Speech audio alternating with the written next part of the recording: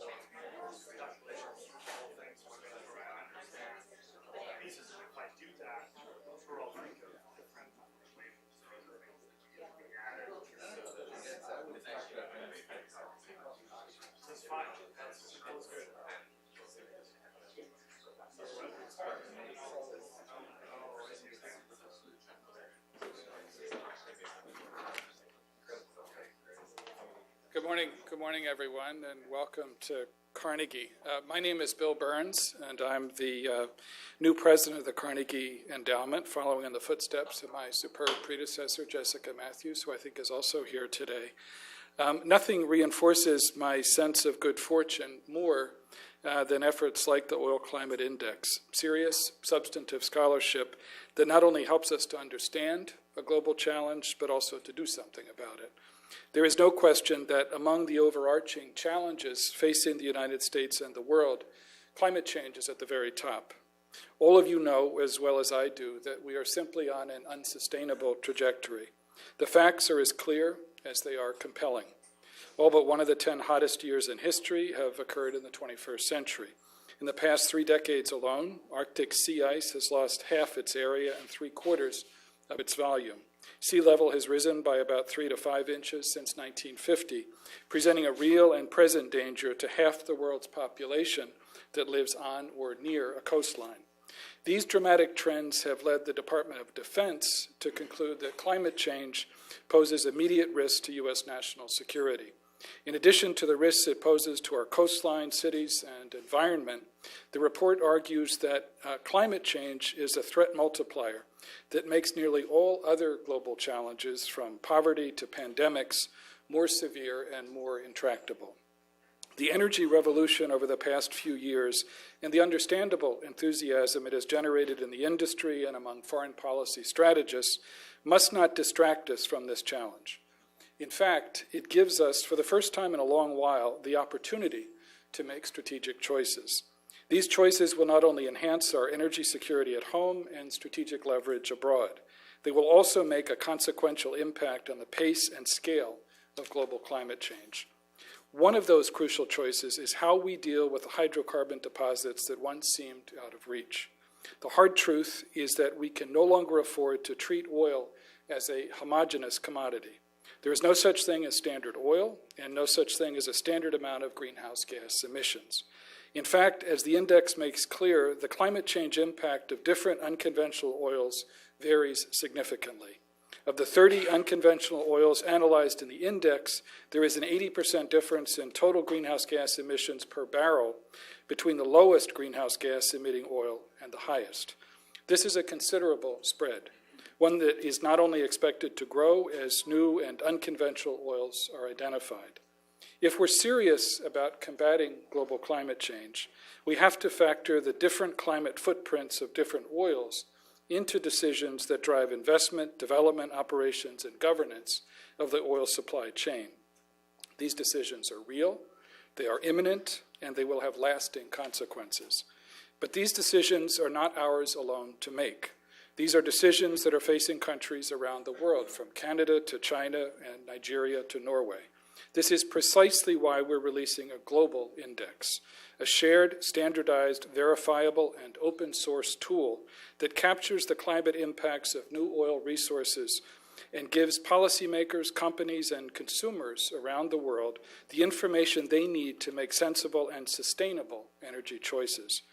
Today's event is the culmination of an extraordinary amount of hard work by many people in this room, but I know it is just the beginning of an important and timely conversation about the oil frontier and global climate change. I can't think of a more urgent undertaking, and I can't think of a better person to get this conversation going than my exceptional colleague and the director of Carnegie's Energy and Climate Program, Debbie Gordon. So welcome again, and thank you very much.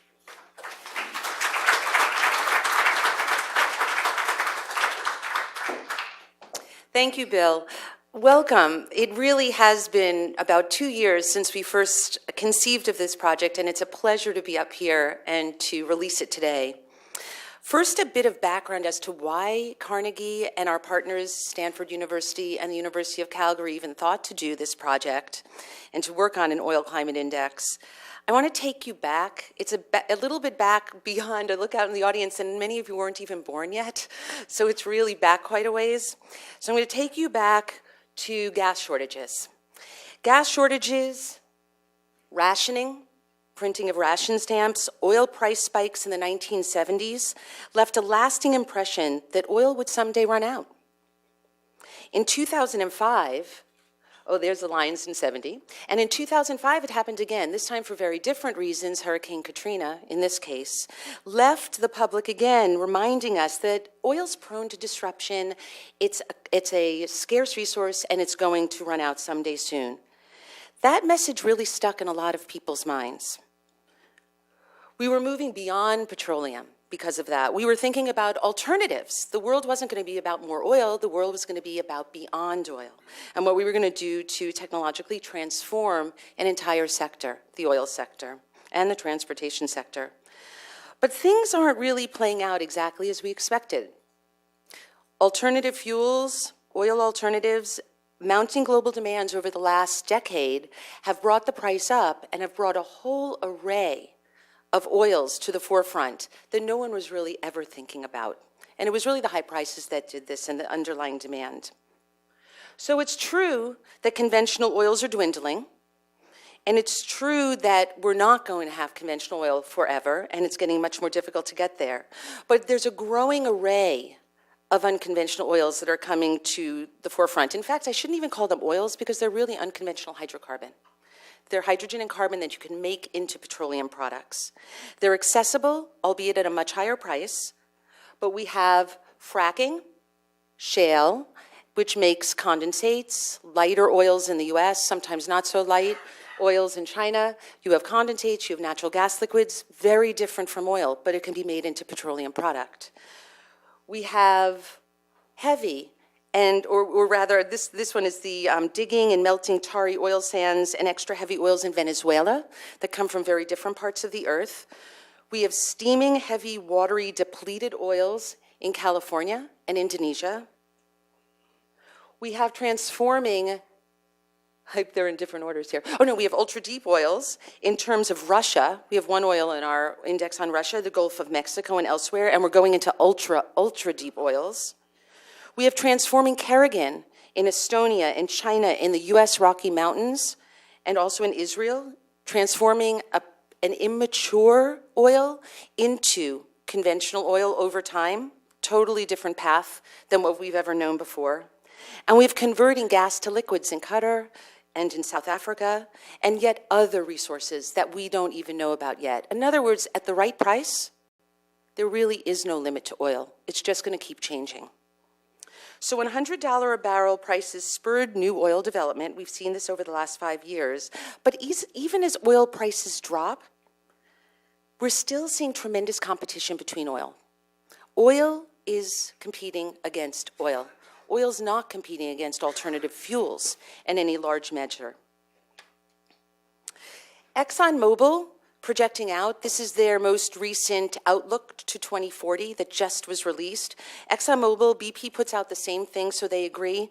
They predict that oil will be the #1 global energy source by 2040. And most growth, interestingly, will happen in freight and will happen in petrochemicals, not in gasoline. So even the demand side of oil is changing. In other words, what are we going to make out of this hydrocarbon? We're not going to make the same thing over time. It's new oil and new products that will be demanded over time. Oil consumption is not slated to dampen, despite the fact, as Bill mentioned, climate change is becoming an increasing concern and problem. The year 2014, as Bill mentioned, was ranked as the world's warmest since 1880. Fossil fuels, oil, certainly along with coal and gas, are the major culprits. As the changing climate results in higher costs, the environmental limitations of production of oil and consumption will spur public policy. If oil consumption is increasing and oil is evolving into these new forms, this begs the question, do you know your oil? And that was the genesis of this project. And if climate change is a major global challenge, as many of us believe it will be, oh, and by the way, we had John Holdren speak to us last night, the President's Climate Science Policy Advisor, and on our website we'll have his PowerPoint linked as well, so you'll get to see what he's thinking and what the White House is thinking on climate change. But if climate change is the major global challenge that we are thinking that it is, it then begs a second question. How do oils and future prospects for these hydrocarbons stack up against each other? Because we have a lot of choice here, and we really need to compare them so that we can make the wise choices here. So to address these questions, this is Stanford, Calgary, and Carnegie, we use the best open source data that we could find to develop an oil climate index. As Bill said, we have 30 oils, only 30 oils, I might add, of the hundreds, if not thousands, of different sources of hydrocarbon on Earth that we were able to get consistent information on enough to model in the oil index. We were willing to embrace many more than 30, but it was really 30 oils that we were able to wrap our arms around, which tells you what phase 2 will be for this project. So there were 3 different overarching findings that I want to highlight that will come out today. First is the oil climate index accounts for the entire barrel of oil. The analysis done to date in this realm has really looked at the output of oil all being, say, a barrel or a megajoule of gasoline. We didn't want to hide anything. Oil makes things today, and as I said, in the future, less gasoline. It makes a slate of products. The carbon that goes into a whole array of products, and we wanted to capture all of it to give a real footprint for each oil. So we looked at the entire barrel of barrel of oil.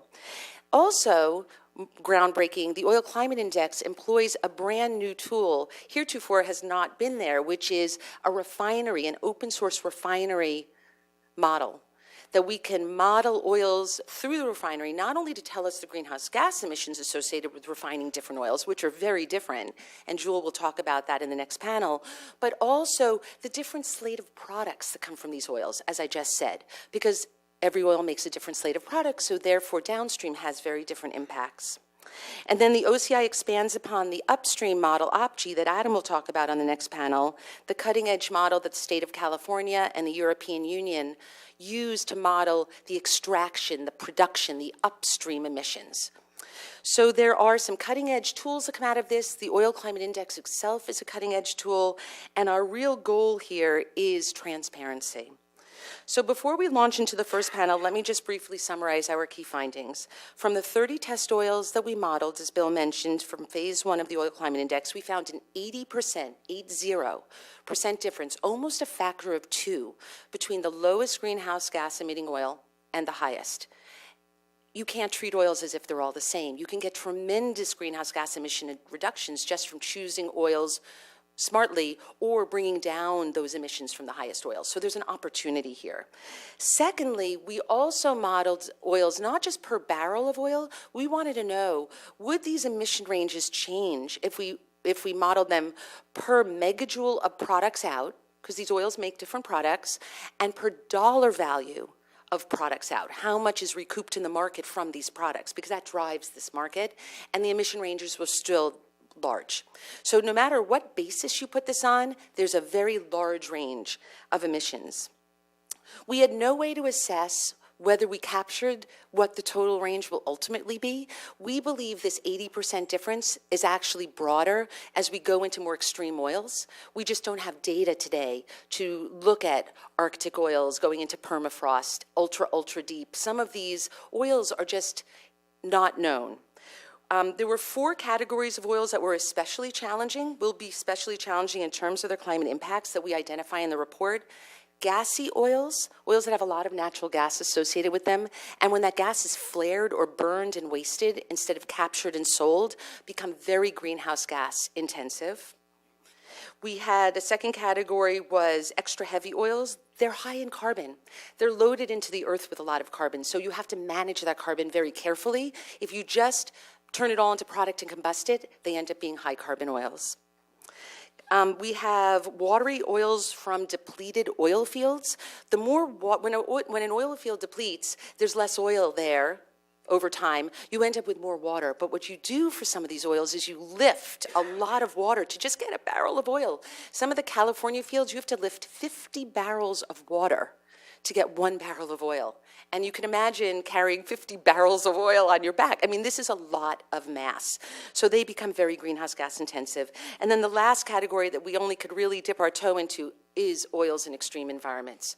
We have Russia's chivo in our sample set from the Sakhalin field, and it's a 30,000-foot deep well, basically drilling to the center of the earth. So there are definitely extreme oils out there. And while we've covered every geography, what's really interesting to note is, and you will pick this up right away if you look at the report, we don't have any U.S. light tight oils in our sample. And it's a huge omission. And the reason why we don't have the Balkan, and we don't have Eagleford, and we don't have the Permian, is there's not good data out there on them. The data severely lags when it comes to the oil sector. So that was actually, I think, the most surprising finding for us in this report, and the way forward is oil data transparency. In order to really be able to evaluate oils, you need to know what they are. You need to know the underlying information, and not having the U.S. light tight oils is a very good example of how little transparency there is, and there were a lot of reasons for this. In some cases, there is data, it's not standardized, so you can't use it to compare oils. You can't use, data that comes from is measured all different ways. In some cases, it's not up to date. In some cases, it's not verified. In some cases, you need express permission to use data that's in the public realm. So the fine print is, here's the information, but you can't use it unless you get permission. And then in some cases, it's held privately. And either it's very expensive or, as we found, not for sale at all. So oil data is going to be a huge issue going forward. We're looking forward to an illuminating day as we explore the Oil Climate Index together. Here's the agenda for the day. The first panel will be our partners, and we'll actually talk to you a little bit about, hopefully not geek out too much, but we'll talk to you about how the Oil Climate Index was constructed, and we'll discuss opportunities and challenges for reducing greenhouse gas emissions in the oil supply chain. Then we'll take a quick coffee break, and then we're going to have a really fun preview of an animated web tool that Development Seed is working with us on, which will be released next month. And my colleague Eugene Tan and I will walk you through just quickly an animated presentation of what this web tool will do, which will allow everyone to actually get in and see these data and move them around and play with them. And then we will have a second panel, which I'm very excited about, where we can all engage in a conversation on applications of the Oil Climate Index. There are applications for policymaking, there are applications for the investment community, there are applications for businesses, for NGOs. There are applications for countries. What are countries going to do? I was talking to Germany last night about what are countries going to do with this information. So, and then we will conclude with whomever remains, we'll conclude with a conversation. We have the last hour set up to really answer your questions with the developers, to have a conversation about the Oil Climate Index in terms of we don't want to do too much technical during the day, but we'll end with everything technical. Anything you want to ask, as deep as you want to drill. So with that, let's move to our first panel. I'll invite up the first panel, and we will launch right in. Thank you very much.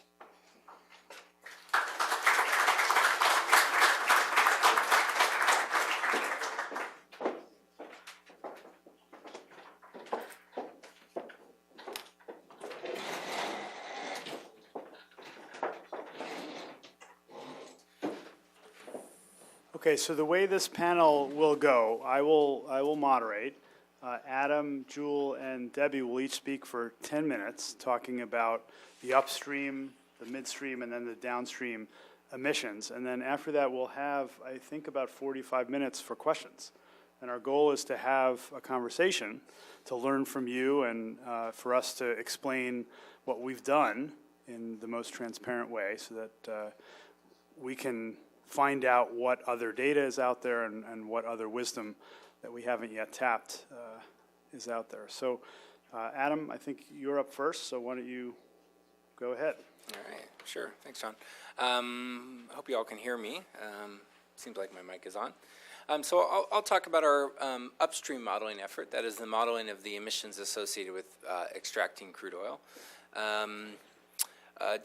Just a note of gratitude to my students and advisees and postdoctoral scholars who've helped me with this model. I certainly couldn't have built it all on my own. In particular, I've worked with Karash Vafi, who's my postdoctoral scholar, and Yuchi Soon, who's a graduate student who helped me with this. As Debbie mentioned, there's a wide variety of crudes being developed currently. Resource quality, location, depth, nature of the reservoir, nature of the hydrocarbon, all these things vary. And they vary more than ever before. The idea that oil is a sort of a consistent commodity across fields or across regions of the world is less and less true over time.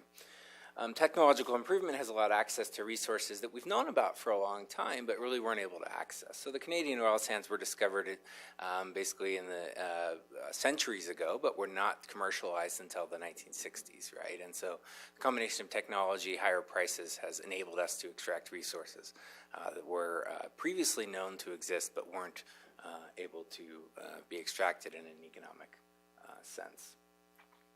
This trend is likely to continue. The oil price is down for now.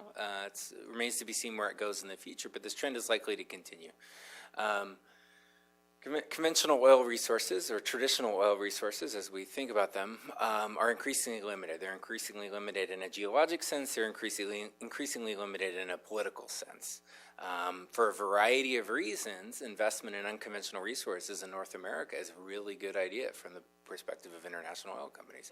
They're accessible, the regimes are transparent, and investment can proceed apace, this sort of thing. There's a variety of geopolitical considerations that are pushing us towards these as well. Unfortunately, most accounting and assessment methods that currently exist for assessing the greenhouse gas intensity of oils don't really differentiate between these types of oil resources. So, for example, most assessments at the level of, let's say, an IPCC-like global assessment of emissions don't tend to separate out oil resources into their particular characteristics and the carbon intensities thereof. To a first approximation, maybe this was acceptable in the past, but it's increasingly less acceptable as we move into things like oil sands, tight oil, etc. I'll be talking today about the model that we've used to model upstream crude oil. This is called the OPG model. It's the Oil Production Greenhouse Gas Emissions Estimator. This model has been developed with support from Carnegie Endowment and the California Air Resources Board over the last 3 or 4 years. Just a few things to mention about OPG. One, we use the word estimator on purpose. So this is basically a tool that allows you to estimate what the emissions are going to be from a crude oil given a certain amount of information about the crude oil. The goal of the tool is not to calculate the exact emissions from any particular crude, but instead to be able to work with limited data sets, which we'll talk more about, are often a challenge, to estimate what the crude oil emissions are likely to be for a particular operation. Some goals associated with developing the OPG model. First, we wanted to build a rigorous engineering-based model, so we wanted to avoid a simple sort of factor-based analysis where you don't account for engineering details. That is, we wanted to account for the actual characteristics of resources and petroleum engineering technologies that are required to extract them. We wanted to use disaggregated data for specificity and quality. If you don't basically capture the detail inherent in these resources, let's say the flaring rate or another characteristic of an oil, you sort of lump everything together and you can't really disaggregate what's good and what's bad without really breaking out these underlying factors in some detail. And so we wanted to do that more carefully. We wanted to use public data where possible. We wanted to document sources for every equation in the model. You may argue with how we computed things, and you're welcome to. Always send me an email. But at least you can see what we did, right? And so this move towards transparency is very important to us. Unless we wanted to maintain the model as free to access, use, and modify by any party, and this will remain the case indefinitely. It's available on the Stanford University web servers, and anyone can use it for any purpose, basically, free to access. The OpG model structure, very briefly, there is a main, let's see if this works here, there is a main user inputs and results sheet that's a user-accessible front end to the model where you can put in basic data about an oil field, which then basically is populated back to a variety of quite detailed computation sheets that compute emissions, for example, from drilling or from extraction, and that rely on a number of underlying characteristics. You can interact with the model in a variety of ways and at a variety of levels. We do have a significant amount of tutorial information available in the documentation to the model.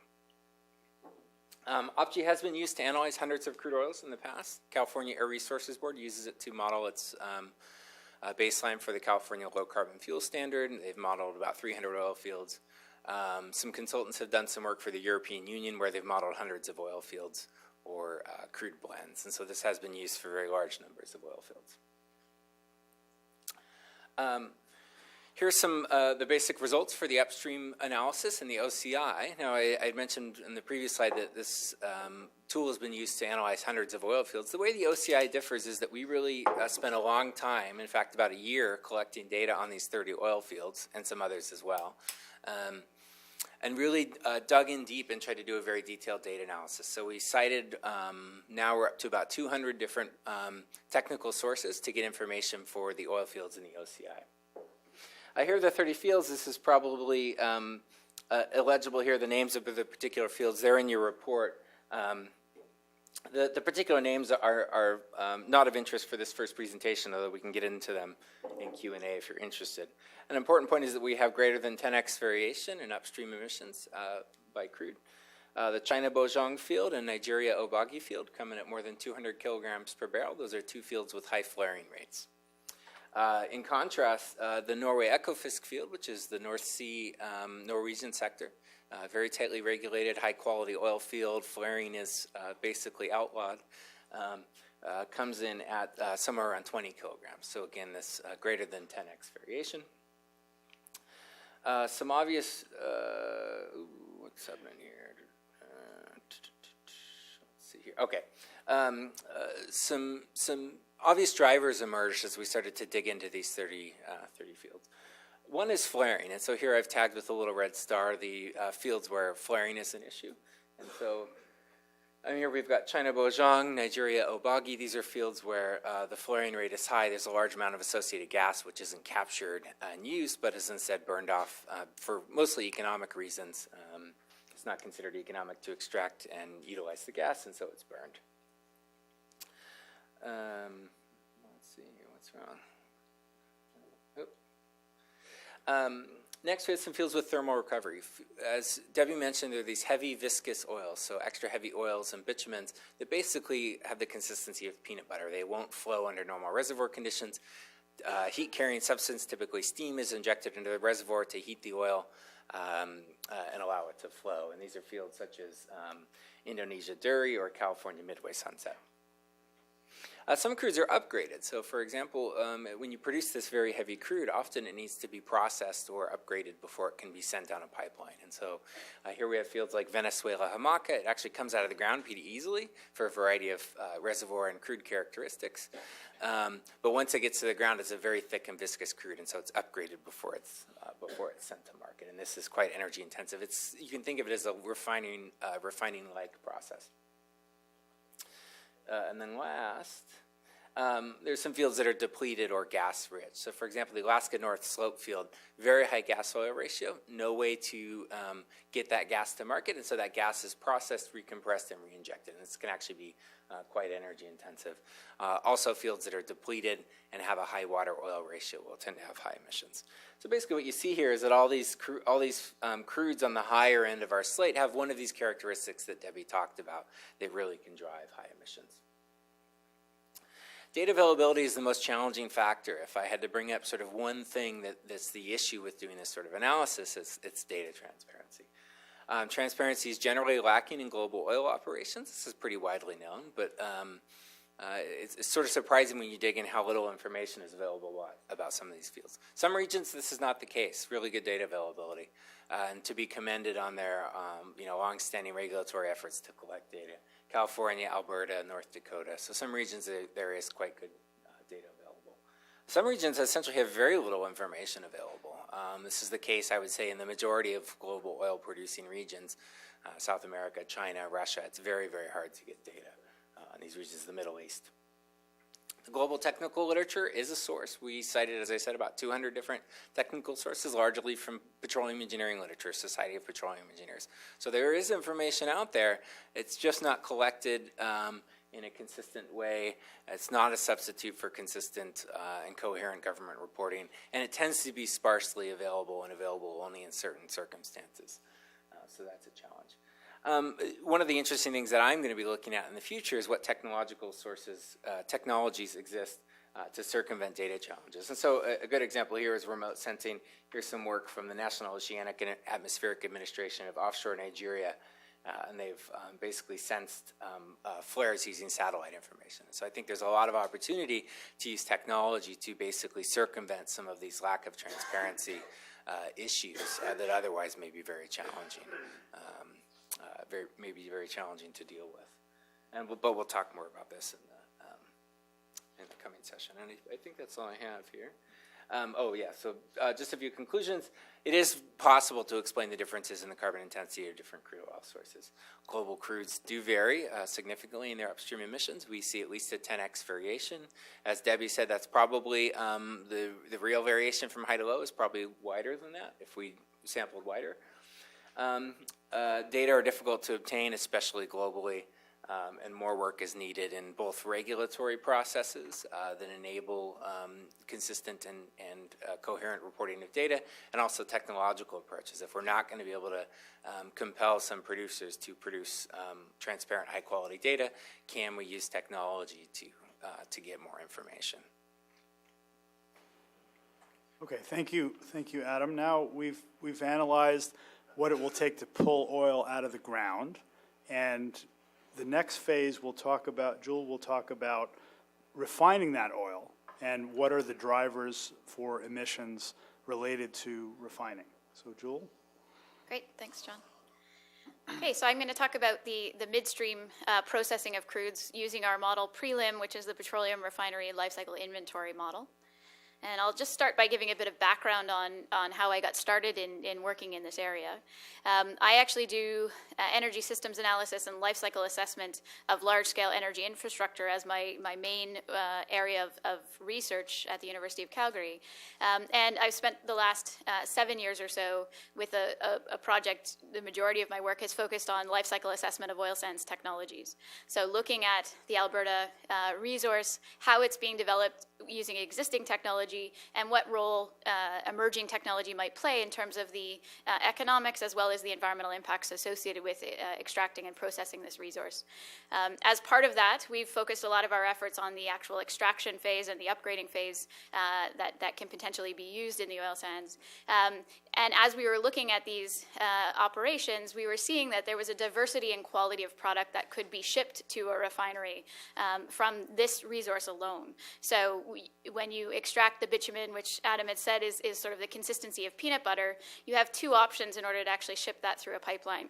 You can either dilute it using a lighter product like naphtha, or natural gas condensate, or you can have a mini refinery that would actually upgrade that product to a synthetic crude oil and ship that as a lighter product through the pipeline. And with these two options, once those two products end up at a refinery, the implications in terms of how much energy and the resulting greenhouse gas emissions associated with processing those two crudes are drastically different.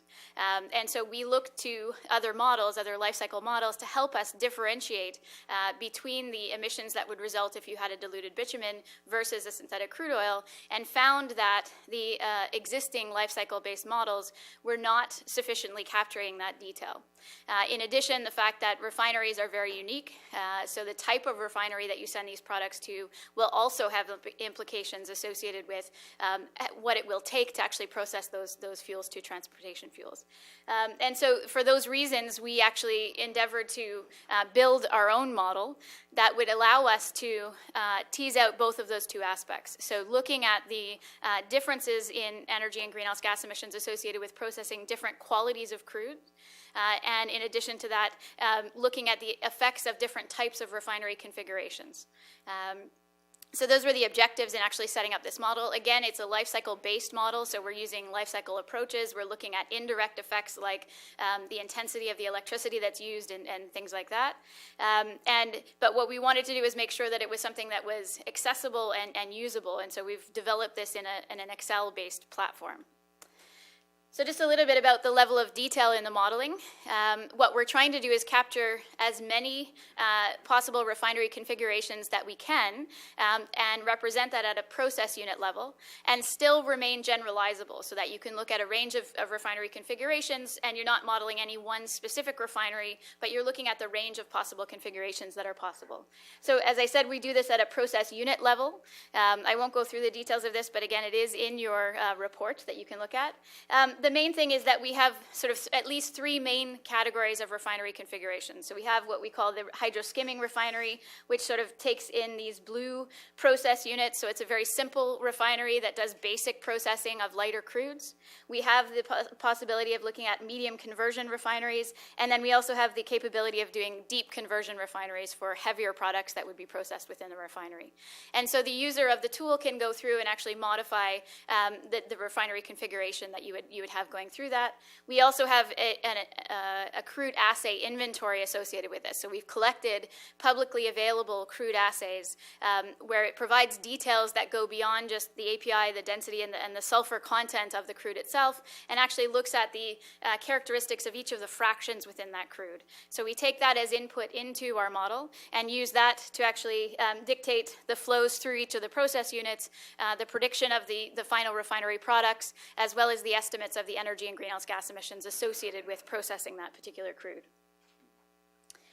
So these are the same 30 crudes that Adam presented in terms of characterizing the upstream emissions. These are the emissions associated with processing these through just the refinery component.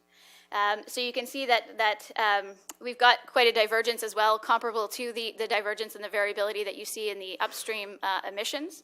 And the different colors that are here are showing the different crudes that go through different refinery configurations. So as a default in our model, we take the API and the sulfur content of the whole crude and use that to dictate the most likely refinery configuration that that crude would go through. So if it's a light sweet crude, it'll go through a hydroskimming refinery. If it's a sour heavy crude, then it'll go through a deep conversion refinery. That's just the starting point. You can actually look at processing these crudes through a range of different refinery configurations, but this is just the base case that we have that's represented.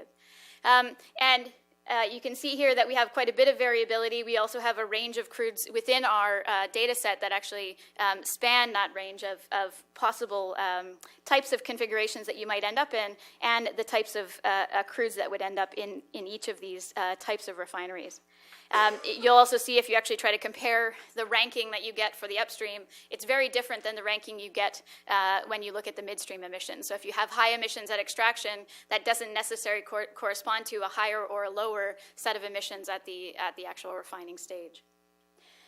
To actually explain the source of the variability, this is the same set of crudes in the same rank, but what it's doing now is it's actually breaking those emissions down into where are those emissions coming from. And so the black is the electricity emissions from the electricity that's consumed to process each crude. The green is the heat that's consumed. The blue is steam. And then the gray is the hydrogen that's produced to actually process these crudes to produce things like transportation fuels. And so you can see that the biggest differentiator between the emissions of different crudes is the amount of hydrogen that's consumed to process these crudes. So how much hydrogen you need to add in order to convert your crude oil into a lighter product like gasoline and diesel. So that's hands down the differentiator between the emissions, and you can see that you get an order of magnitude or more difference between the light crudes versus the heavy crudes, or the high hydrogen content crudes versus the low content. One thing that we looked at and became quite apparent is there's a lot of data about crudes internationally that are then characterized by their whole crude API and sulfur content. And what we found very quickly in doing this modeling is that the whole crude API and sulfur is not a good indicator of how many emissions you're going to incur in order to produce products from that crude. And so what we've done here is we've left the crudes in the same rank that they were presented in the previous figure, but what we've done is actually provided the API of the whole crude for each of these crudes. And so you can see that the rank that you get based on greenhouse gas emissions is not in any way the same rank that you would get if you actually rank these crudes by API. And if we do this for sulfur content as well as hydrogen content of the initial crude, we don't get any sort of correlation between the API, sulfur, or hydrogen content of the whole crude. And so this leads us to believe that in order to characterize energy and greenhouse gas emissions associated with processing these crudes in a refinery, we need to go into a deeper level of characterization of these crudes. And so that's where we need detailed assays to represent the characteristics of each of the fractions of the crude and getting the distillation curve associated with that to really understand what the characteristics of those crudes are, to then predict how much hydrogen is required, how much energy inputs are required, and things like that. Okay. So additional insights that we found in terms of, now that we've identified where the largest sources of the emissions are, we can look at how do we reduce emissions in this sector. And so because hydrogen is driving the differentiation between the different crudes and the amount of greenhouse gas emissions that result, focusing on either reducing the hydrogen itself, the amount of hydrogen that's consumed to produce those products, or increasing the hydrogen production efficiency, or lowering the greenhouse gas emission intensity of that hydrogen production, any one of those is going to tackle that big driver of the greenhouse gas emissions themselves, as well as things like carbon capture and storage from the most concentrated, highest volume sources of CO2 within the refinery are also options. And we have been doing assessments on sort of the cost effectiveness of different measures to actually reduce these emissions. And these results that we're presenting here are really helpful in informing the types of technologies and the assessments that we would need to do to look for cost-effective solutions. The additional insights then that we've got from this is that we're always trying to strike the balance between taking the systems level approach where we can look generally across the sector in characterizing emissions, with also recognizing the fact that refineries are very unique, they're dynamic, and they're complex. And so this balance is a very difficult balance to strike. We've spent probably twice as much time trying to evaluate and validate our model than we did actually building the model itself. So we've gone through a range of different activities to try and actually test our model and our results against other estimates and other types of calculations that you could do to estimate these things. But we're not done. So we're looking for opportunities to help continually try to validate and improve the model. And I can talk about some of the efforts that we've had towards that end. But the other biggest challenge that we see as we go through, again, is the data issue. So this is going to be a common theme throughout the day today, is that data is not readily available for the type of analysis we're looking for. We need two main sources of data. One is the crude assay information, the detailed characterization of the crudes themselves. And while a lot of that information is posted on individual company websites and things like that, it's not necessarily in a consistent format. It's also not necessarily in a format that would provide the details that are required to estimate energy and greenhouse gas emissions, right? The information that we need can sometimes differ from what's used to market a crude, for example, which is why primarily this data is posted on company websites and things like that. The other piece of information that we need are energy requirements from each of the different process units and real data of operating facilities. So through the Life Cycle Assessment of Oil Sands Technologies project, we've worked with individual companies and actually looked at confidential refinery data to help validate the assumptions and the representation of the units within our models. But there's not necessarily very much in the public realm that would allow us to do that. So that would be another area where the data for this type of modeling would be required. The last thing is just we're continuing to develop this model, so it's an ongoing basis. And one of the aspects we focused on so far has been the input crude, so actually looking at the characteristics of the crude and using a float case to determine the energy and greenhouse gas emissions associated with this. What we'd like to do now is also look at a fixed case where we can actually dictate the amount of gasoline or diesel requirements that you have coming out of a refinery and look at the implications of different types of product slates that you might be requiring. So as you shift in the types of products that are being demanded from refineries, what are the implications associated with that? So that's a current effort. Looking at more detailed assessments of refinery products. So our focus to date has been on transportation fuels. That's really been our interest in creating this model. But what we'd like to do is look at other products that are coming out of the refinery and develop the capacity to look at those in more detail. And then lastly, just doing some additional statistical analysis to really make sure that we're capturing the range of possible refinery configurations and different types of crudes going through the refinery to better characterize both the variability and the uncertainty associated with doing this type of modeling. So that's the high-level overview. I'll leave it at that, and hopefully we'll get some discussion and some questions later on. Thank you. Okay, thank you, Jewel. So Debbie's now going to talk about combustion emissions and transportation emissions associated with getting the oil from the refinery to the people who are going to use the products. Thank you, John. So together with, well, first let me say that it's really because of Jewel's model, prelim, that we get the slate of petroleum products, the output from that model. So we know how many barrels of product of all of these different products, gasoline, diesel, jet fuel, fuel oil, bunker fuel, all of these products that come out of the refinery, we get that out of prelim. So having an open source model for the midstream, not only in terms of giving us emissions from refining, which is an important part of this equation, but in terms of allowing us finally to differentiate a downstream variability by oils by the products, unique product slates that these oils have capacity to produce. So using the output from prelim, we're now able, and what we've done is develop a module that is able to look at the emissions from that full slate of products that come from a given oil. So prelim gives us that capacity to do it. So together with our current Carnegie Junior Fellow, Eugene Tan, and also John Kumi, and myself, we developed OPEM, which is an oil product emissions module. We weren't bold enough to call it a model because I know what Adam and Jewel have gone through. But largely what it does, like I said, is it takes the outputs from prelim and assigns the emission factors that are in the literature.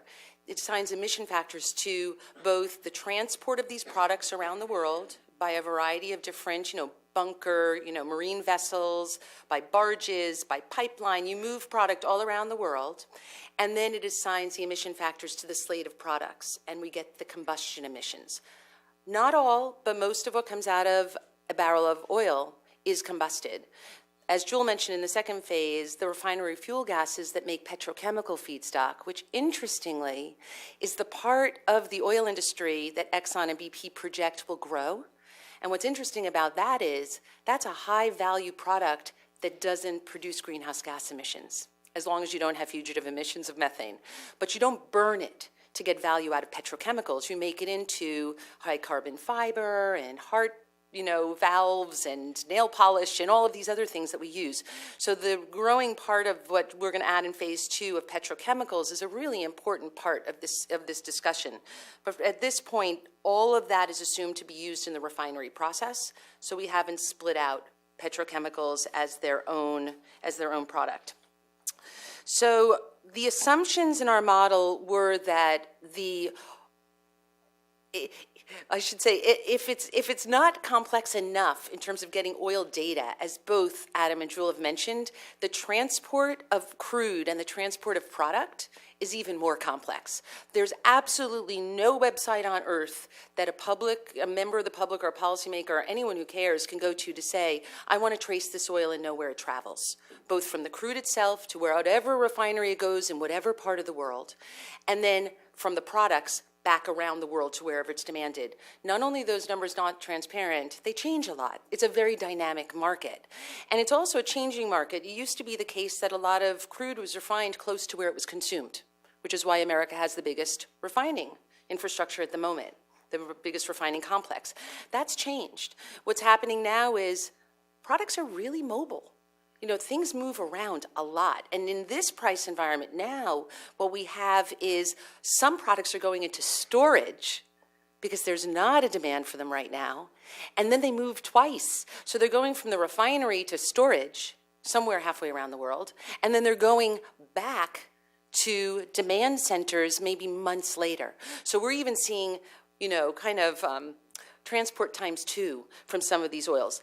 That said, we don't have a great handle on the transport emissions. We did a very basic case of transport because there's such a lack of information on how crude and product moves. What we assumed is all crude in the world goes to Houston. It's all in Houston. Just imagine it's there, and justified by the fact that Louisiana and Texas have the largest refining capacity right now in the world. So all crude goes to Houston. That crude transport is captured upstream. So Adam's model has transport of produced crude to the refinery gate. So that's in Adam's model. And then what we have is from Houston, where does it go? Everywhere. So what we've assumed is U.S. is still the largest consumer. China's catching up or has caught up. But basically, that product, as a very lower bound of emissions, that product moves to New York, to the harbor in New York, and then can go anywhere. But instead of going anywhere, it's just moving to like the Boston, D.C. metro area. So it's a very small look at how products might travel around the world. Given those very limited movements, transport is about at 2% of global greenhouse gas emissions. So transport is pretty low if you assume a very small, limited movement. What we're curious to do in phase 2, and the model that we'll go through later has a lot of user definitions for this, so we can play with it. Does it go by pipeline? How far does it go by bunker, by marine vessel? So you can play with it. We will see if that doubles or even a little bit more. But the reality is the transport of product is pretty small when it comes to the total greenhouse gas footprint of any given oil. That itself is a really interesting finding because it means that from a climate regime, which means from an economic regime, it's moving because it's cheap to move it. We use very bottom of the barrel, low quality, like bunker fuel products. It's pretty easy to move these oils around the world and back. It's not unusual to have a crude start in Russia, come to or maybe Russia's a bad example, start in Saudi Arabia, come to the Aramco refinery in Houston to be refined, and then have the product go back out to China. That's the world that we live in now. It's a very mobile world. So there are greenhouse gas implications of that, but there are probably more geopolitically strategic and other environmental concerns about that. So that's downstream. The bulk of the emissions downstream obviously are on combustion. That is, everything here is moving toward product. So the bulk of the emissions are on how much of this oil, how much of the bottom of the barrel is combusted, and the ultimate question then is there value to be found in oil someday in the future that's high value, like petrochemical feedstock, that's not combusted, therefore not greenhouse gas emitting, but has high value? Because that is one major opportunity for the industry to have value over volume, that you really start to put a smaller volume of product there, use less and just burn it, and use more in high value places that doesn't lead to climate change. So I have here just quickly motivations, and I mentioned most of these before. We wanted to include the full barrel of oil, everything. We wanted to use petroleum product output from prelim calculations, which I mentioned, and we wanted to show that the product slate is variable. Here, up until now, it was assumed a gallon of gasoline or a gallon of diesel came out of every barrel of oil, which meant there was one number for combustion. It turns out that the combustion emissions in our model, I think this is the next slide. Let me just go through this. These are the total, these are the downstream emissions going by types of oil by category. So these are the downstream emissions only from transport and combustion of products that come from those oils. There's a 50% variation, but as you can see, largely it's the extra heavy oils that have the high carbon in them, that going to market, and then there's a smaller variation between all of the other oils, but still about 100 kilograms of CO2 per barrel. So there's still a significant amount. As you saw Jules 100, Adams 250 kilogram high ends. There's still about 100 kilograms of carbon per barrel of oil between oils that, other than the extra heavies, that have varying products, and you still have potential to get carbon out of those varying products that differ by these oils. So there is no one number for combustion, which I guess is my bottom line here. There's a variation like there is in upstream that you saw with Adams' OpG model, like you saw with prelim, variation emissions between oils. There's also a varying emission profile between oils when it comes to the full slate of products that any given oil puts out and what the combustion of that oil results in. And it's that variation that brings up questions about demand and use and how do we go here to reduce greenhouse gas emissions. So this is my final slide. It just shows you together, blue is downstream emissions, which I'm talking about. Gray are Jules emissions that she was talking about for refining. And green are Adams emissions in terms of OpG's upstream emissions. So you can see the full, gathering of all three parts of this model, upstream, midstream, downstream, from any of the given 30 test oils that we went through. And what's interesting here to note, and you don't see, you'd have to run through the calculations, so I'll tell you the numbers. Upstream emissions vary from 5 to 33% of total emissions. So the range for any given oil in terms of its total emissions, the share of its total emissions that are captured in that extraction process of pulling the oil out of the ground and producing it, range from 5 to 33. 5% to a third of emissions come from upstream. The midstream emissions range from 3% of total emissions for any given oil to 15%. So again, a lot of variety here. And then the kicker that was really surprising to me, actually, was the downstream emissions, which again, up until now have been dealt with one number to stand in to say, oil produces downstream this many emissions, come out of a barrel of oil, 60 to 90% emissions. 60 to 90% of the total emissions from any given oil are captured in the downstream.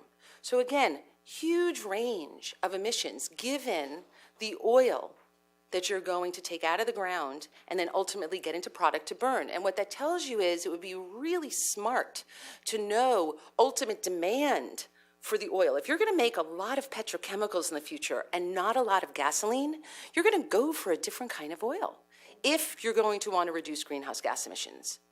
So if greenhouse gas emission reduction is a goal, which I will add is not a goal in this enterprise right now, if greenhouse gas emissions are added to this kind of, make it a three-pronged approach. We have the economics of oil drive a lot of oil decision-making. The geopolitics of oil clearly drive a lot of decision-making. You can't argue with either of those. They just do drive what's going on in the market. The third rung is climate change. And if you add that prong of climate change and you have a sense of where the world is going to demand product, which is the downstream, you then have a different strategy for what types of oils, preferentially from a lower greenhouse gas point of view, make certain products. So you can get really smart in terms of where this market is going and how to get there with the smallest greenhouse gas emission footprint, which is really what this project is all about. A lot of choice. There's a lot of choice in the future. There are many opportunities to reduce emissions, both in processing, in extraction, and then ultimately in planning and matching supply and demand. Not just from an economic point of view, which is what we do typically, but from an externality point of view, from an environmental point of view. Matching supply and demand will really matter here. So I think with that, we'll hand it back over. We have plenty of time for discussion. So we Okay, went quickly. So I'm going to take the moderator's prerogative and ask a couple of questions to start. But when we go to the audience, is there a microphone that will be passed around? Okay, so there's a few microphones in the back.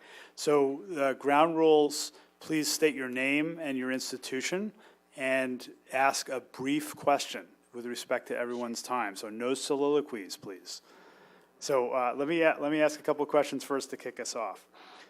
We talked a lot about the need for data. And so what I wanted to ask each of you, for each of the components that you've presented, what are the one or two key areas where you would like to see better data? And then what institutions would you ask that question of? Like who might be in a position to give you that better data? Adam? Very good question. So, as I mentioned earlier, I personally think one of the big opportunities in the data front on the upstream, as we saw, really at that high end of the upstream emissions are the flaring crudes, and so where I think the biggest opportunity probably is additional work on the remote sensing and verification of flaring emissions around the world. There is a satellite that was recently launched in 2012, an updated, improved satellite launched by and operated by NOAA, National Oceanic and Atmospheric Administration. We're starting on I've got a master's student working on verification of the accuracy of the results of the satellite, in particular for looking at reasonably small and medium-sized flares in the Bakken.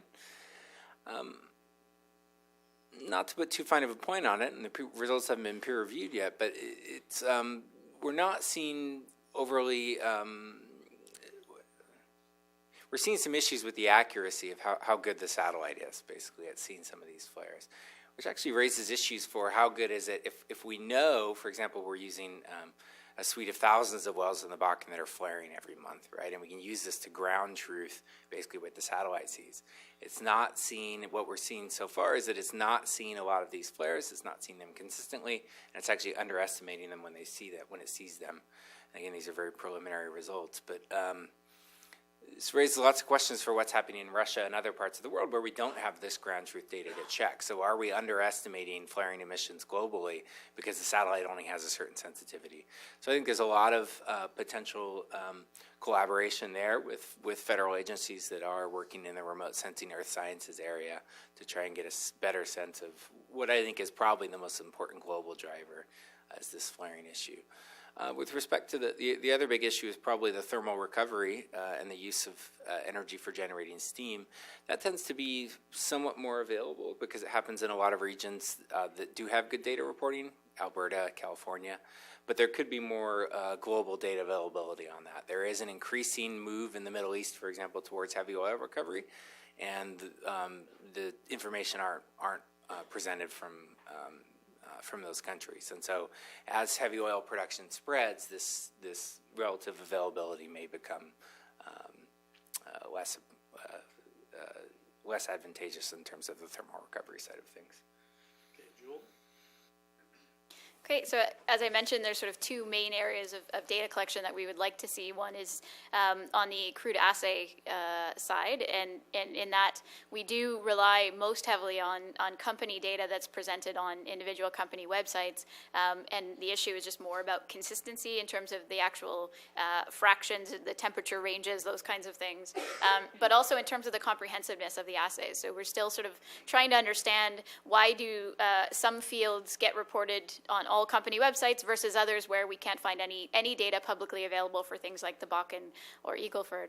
And so the consistency of reporting, that kind of thing. On the other side is the refinery energy data. And for both of these types of data, that information resides with the individual companies that are operating these facilities.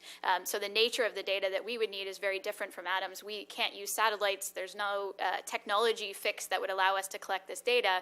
It's more about how do we engage with industry in a way that they can provide helpful information without actually divulging anything that's sensitive to their operations. And I think that's a difficult balance to strike. But again, it would need to be at an international level as well, because we need that information coming from different operations around the world. We could start in North America, and so we could look to agencies like the EIA, for example. But I think it ultimately would have to be an international effort, and I think it would be a challenge to do that. So I'm sort of recognizing the fact that that's going to be tough to do because it is residing in individual companies, and a lot of that data is close enough to really sensitive information about how these refineries are operating that it will be a challenge. Well, I will definitely underscore Jules' assay request. We even met with the Department of Energy about a year ago now, when we were embarking on this, or in the midst of the project, thinking we can get a lot more data from DOE. And it turns out that the assays just aren't consistent, aren't really collected properly. And that, since that gives us the product slate, which is all about combustion, it's really important, and I'd say that that assay data is the single most important thing to the downstream part of the oil climate index. But I would also put in there emission factors, and I have to thank and call out Michael Wang, doing the GREET model, because there is transparency out there in terms of emission factors, which is fantastic. EPA is one of the main agencies, but there are many that actually publish these and update them. But I would also say that as product quality changes, diesel's a good example. Some of the world uses a high sulfur diesel or a bunker fuel. Some of the world uses a much lower sulfur. These products change over time, so keeping emission factors current. Global warming potentials is another question. Those change over time with IPCC. How do we treat the methane emissions, the associated nitrous oxide emissions?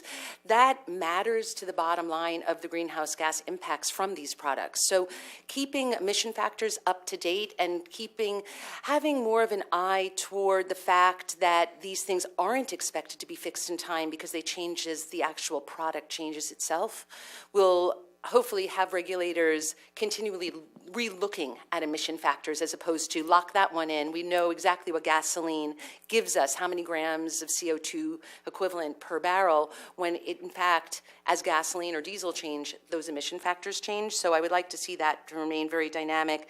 And the last one, although I think it's probably, like I said, the least important part of the oil climate index is the transport of oil, or product, which is a bit counterintuitive to people. But I do think for many different reasons, having more transparency and data on product movement, oil and product movement, is going to be an increasingly important thing for the world. And I don't know if that means traders. I don't know if that means governments in concert with traders, but the reality is if you go, I know BP has its oil movement, so it has a map of the world and it shows crude oil movements in total numbers for the year.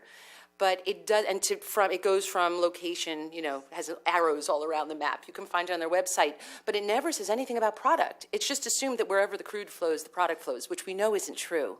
So having much more transparency of product movement, I think, is going to be a necessary thing. We've had ruptures of rail lines. We've had ruptures of rail cars, but even more importantly, ruptures of pipelines. And I had a reporter ask me yesterday, she said, a couple years ago, the rupture in Arkansas, I tried to do a story on this, and I was trying to figure out what oil was in that pipeline. She wasn't doing it from a climate perspective, but she was doing it from writing the story of what's in the pipeline. After investigating it for weeks, she couldn't get any information on what oils, plural. It wasn't one oil, it was commingled. There were a lot of different oils in the pipeline. And so this becomes a very community-based issue as well. What's going through my backyard, what's actually in that rail car, what's actually in that pipeline, it matters, and it will matter. So I think the transport and transparency on transport, it's going to matter both for our work, but I think for much greater purposes. Yeah, so one more point on the assays in particular. There is a safety component, as Debbie just mentioned, and understanding the characteristics of oils that are going through pipelines or on rail lines is important, not just from an energy and environmental emissions perspective, but also from safety perspective. And so that's one potential driver for increased transparency, is to focus on, we need to know what's in this oil, because if it's a more volatile oil, the likelihood of a catastrophic accident is higher. And so just understanding that from a safety perspective may also give us better data to do the energy and environmental impacts. So let me ask one other question. And Adam, we've talked about the uncertainties associated with upstream emissions in different fields, where you'll have a single field with multiple companies in the field, and they will give you very different numbers on the emissions associated with that particular oil. And so what I'd like each of you to talk about is where you think, what are the one or two greatest sources of uncertainty in the components of the total emissions that each of you have looked at? Yes, uncertainty is a very important question. Our model's a little, it's been around a little longer than prelim, so we've actually published 3 papers on uncertainty now. The first one was the verification, so we compared our model to other models that exist. And then we had two papers where we looked at uncertainty either at a field level or at a basket level, and I'll talk about what that means.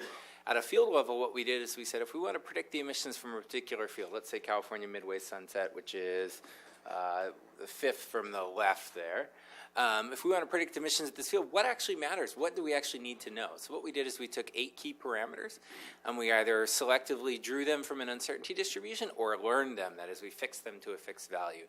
And we saw how basically the uncertainty shrunk as you fixed different parameters or learned them essentially. And this enabled us to basically determine what factors are most important in reducing the uncertainty envelope around a particular crude, which was very interesting.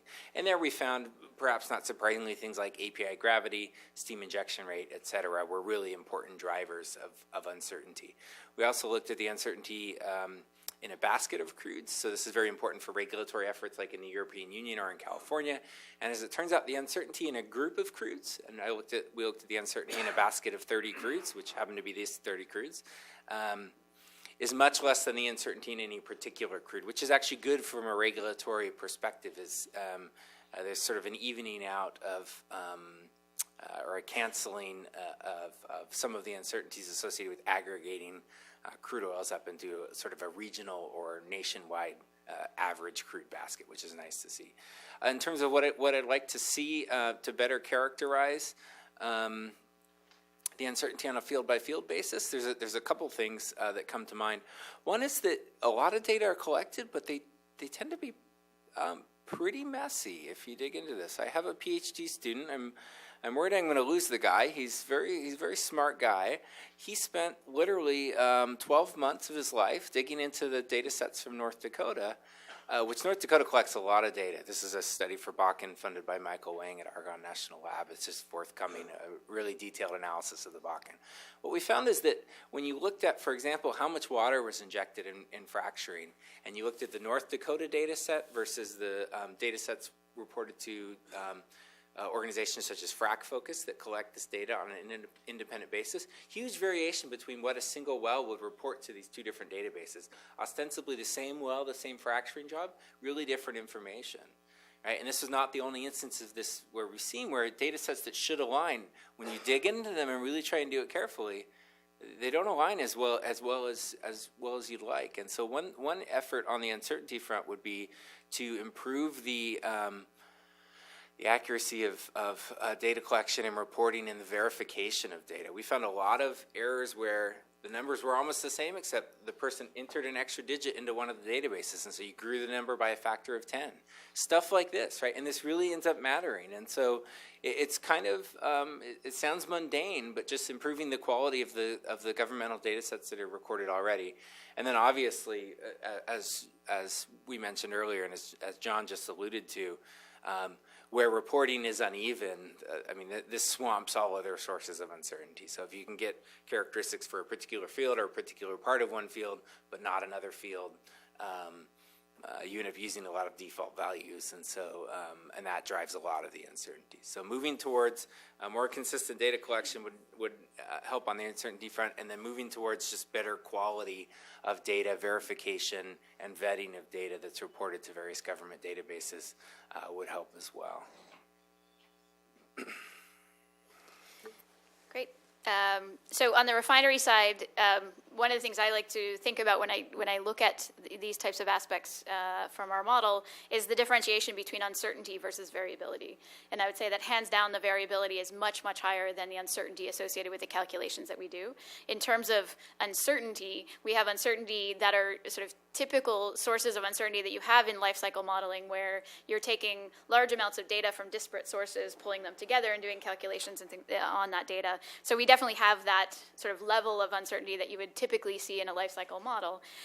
In addition, in terms of the assay information, because it's reported in different formats, oftentimes what we have to do is actually transform that data. So for an example, we need 9 cuts to separate the crude into 9 different fractions. Often that data is reported, say, with 4 fractions. So we need to use transformation methods to sort of separate out those 4 crudes and 4 fractions into the 9 that we need. And obviously, in doing that sort of transformation, we're going to be introducing uncertainty into the process. process. So that's another one. Another one is what we're finding is across the different companies, the error associated with the data that they're presenting is different. So some companies, and it's not clear to us whether it's the method by which they're actually characterizing the crude or whether it's just the way that they're presenting the information. We get inconsistencies in the data such that different companies' assays will introduce a different level of error into the model. Those typically tend to be, less than 5% in terms of the overall errors on the estimates of emissions. But that number is different for each company. So that's another example of the type of uncertainty that we might see. In terms of the variability we see, we can see quite a bit of variability for crudes, for example, over time. So seasonally, in terms of different market forces are going to drive different blends of crudes and things like that. So when you take an assay from a pipeline in September, that assay might look very different than an assay from that same pipeline in say, April.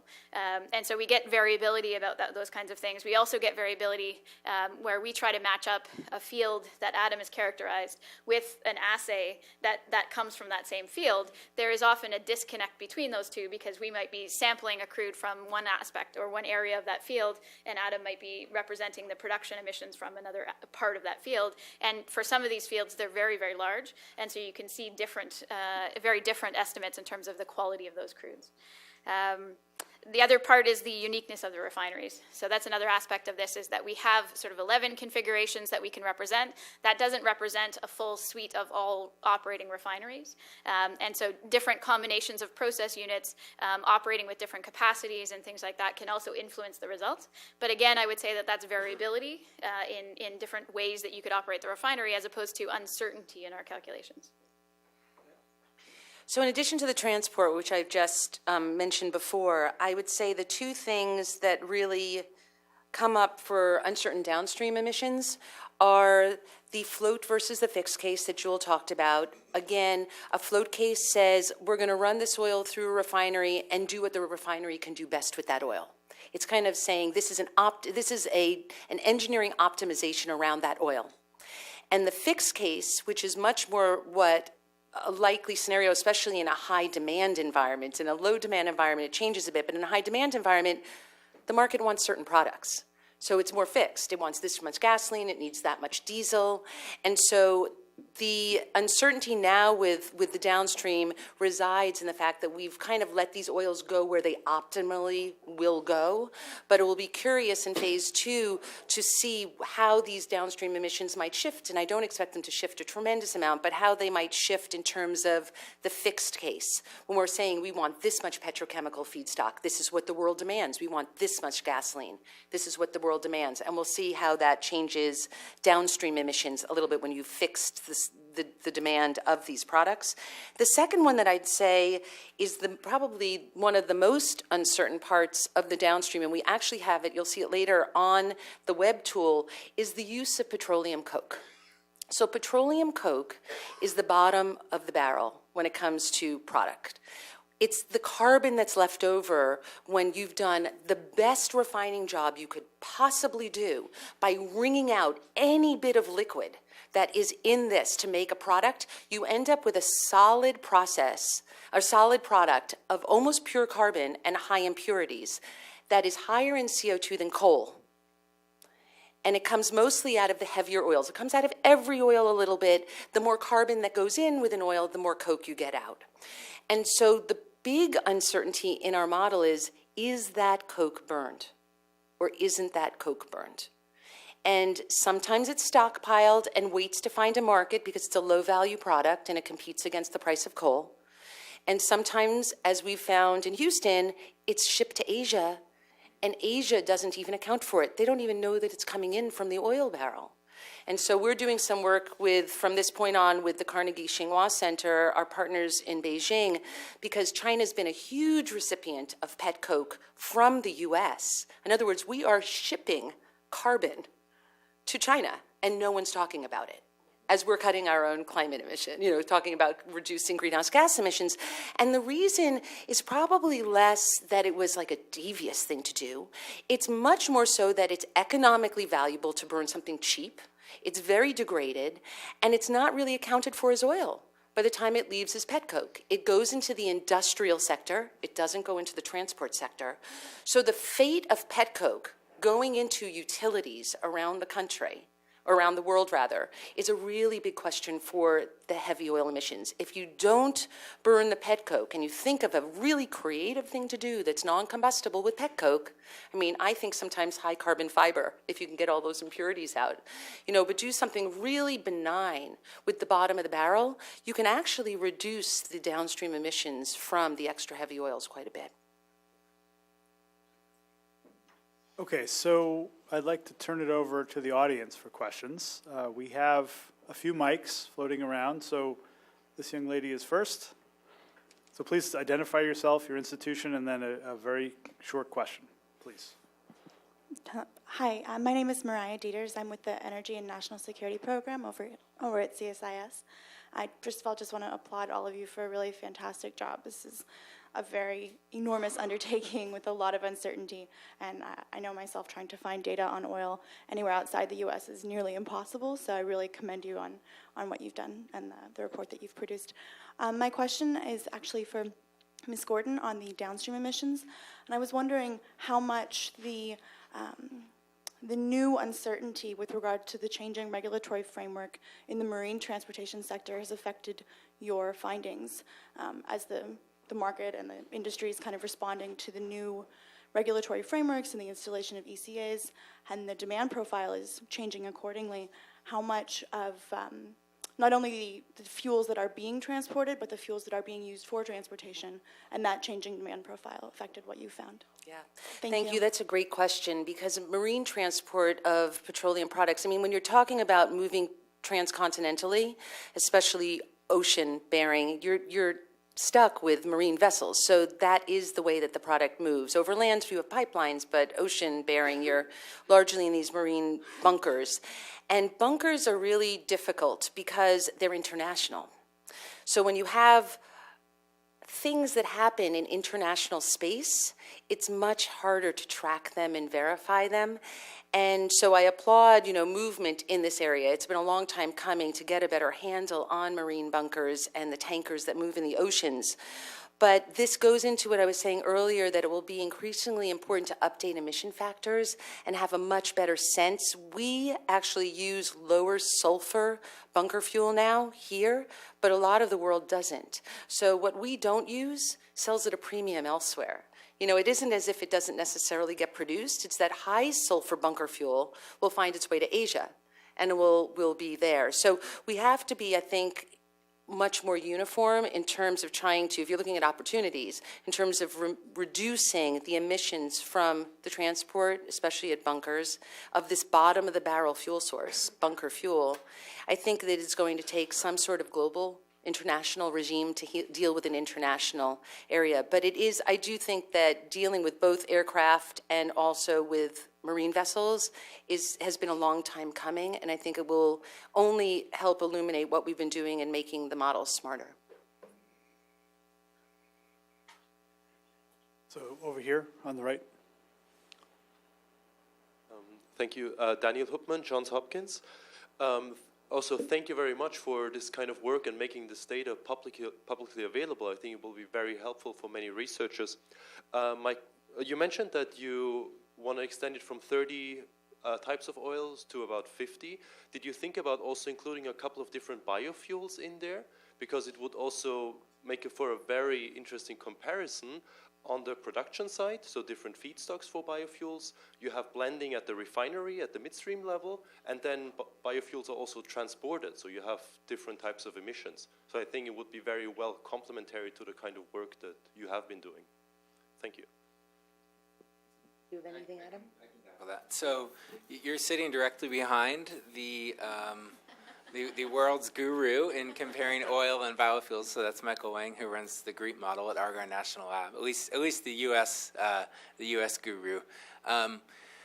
These models are pretty detailed, so they're very focused on oil and gas operations. We've got gas separation and compressors, re-injecting hydrogen sulfide and things like this. It's very, at least my model, and I think Jewel would probably say the same, it's very oil focused. And so it doesn't lend itself really well to integrating biofuels directly into our modeling effort. I think how that could work best would be for us to collaborate with folks like GREET or the Canadian equivalent is a model called GH Genius, to basically work our modeling methods into the way they treat oil, and then they already treat biofuels in really incredible detail. I mean, lots of information on biofuels in those models, and so I think that'd be an easier way to do the biofuel comparison than certainly trying to change my model. I can't imagine the effort involved in trying to put biofuels into our model, but it might be easier on the refinery because it's a blending issue. But yeah. Yeah, so there are a number of possibilities for additional analyses that will feed out of this. So we have all this data for these oils that Adam and Jewel and Debbie have analyzed, but this is one of several areas where we're looking to extend and do additional analysis as an add-on to what we've been working on. Yeah, I'll just add the need to do something like that. So I think that we've kept these, from a research community anyway, we've kept these things very separate. So you're either a fossil LCA person or you're a biofuels LCA person. And I think that while it would take work and effort, I think that at least sort of looking at different models that have modeled these things in detail would be really important to do. And I think we need to do more of that. And I can just add, Adam might be able to elaborate slightly, but it was interesting in a meeting with the California Air Resources Board about this a few weeks ago, it became clear to us that there is a lot more regulation around a gallon of biofuel. So in other words, California has to really go through a lot of hoops to show and prove and offset its emissions for that gallon of biofuel, which ironically is like the breakthrough here, you know, the alternative.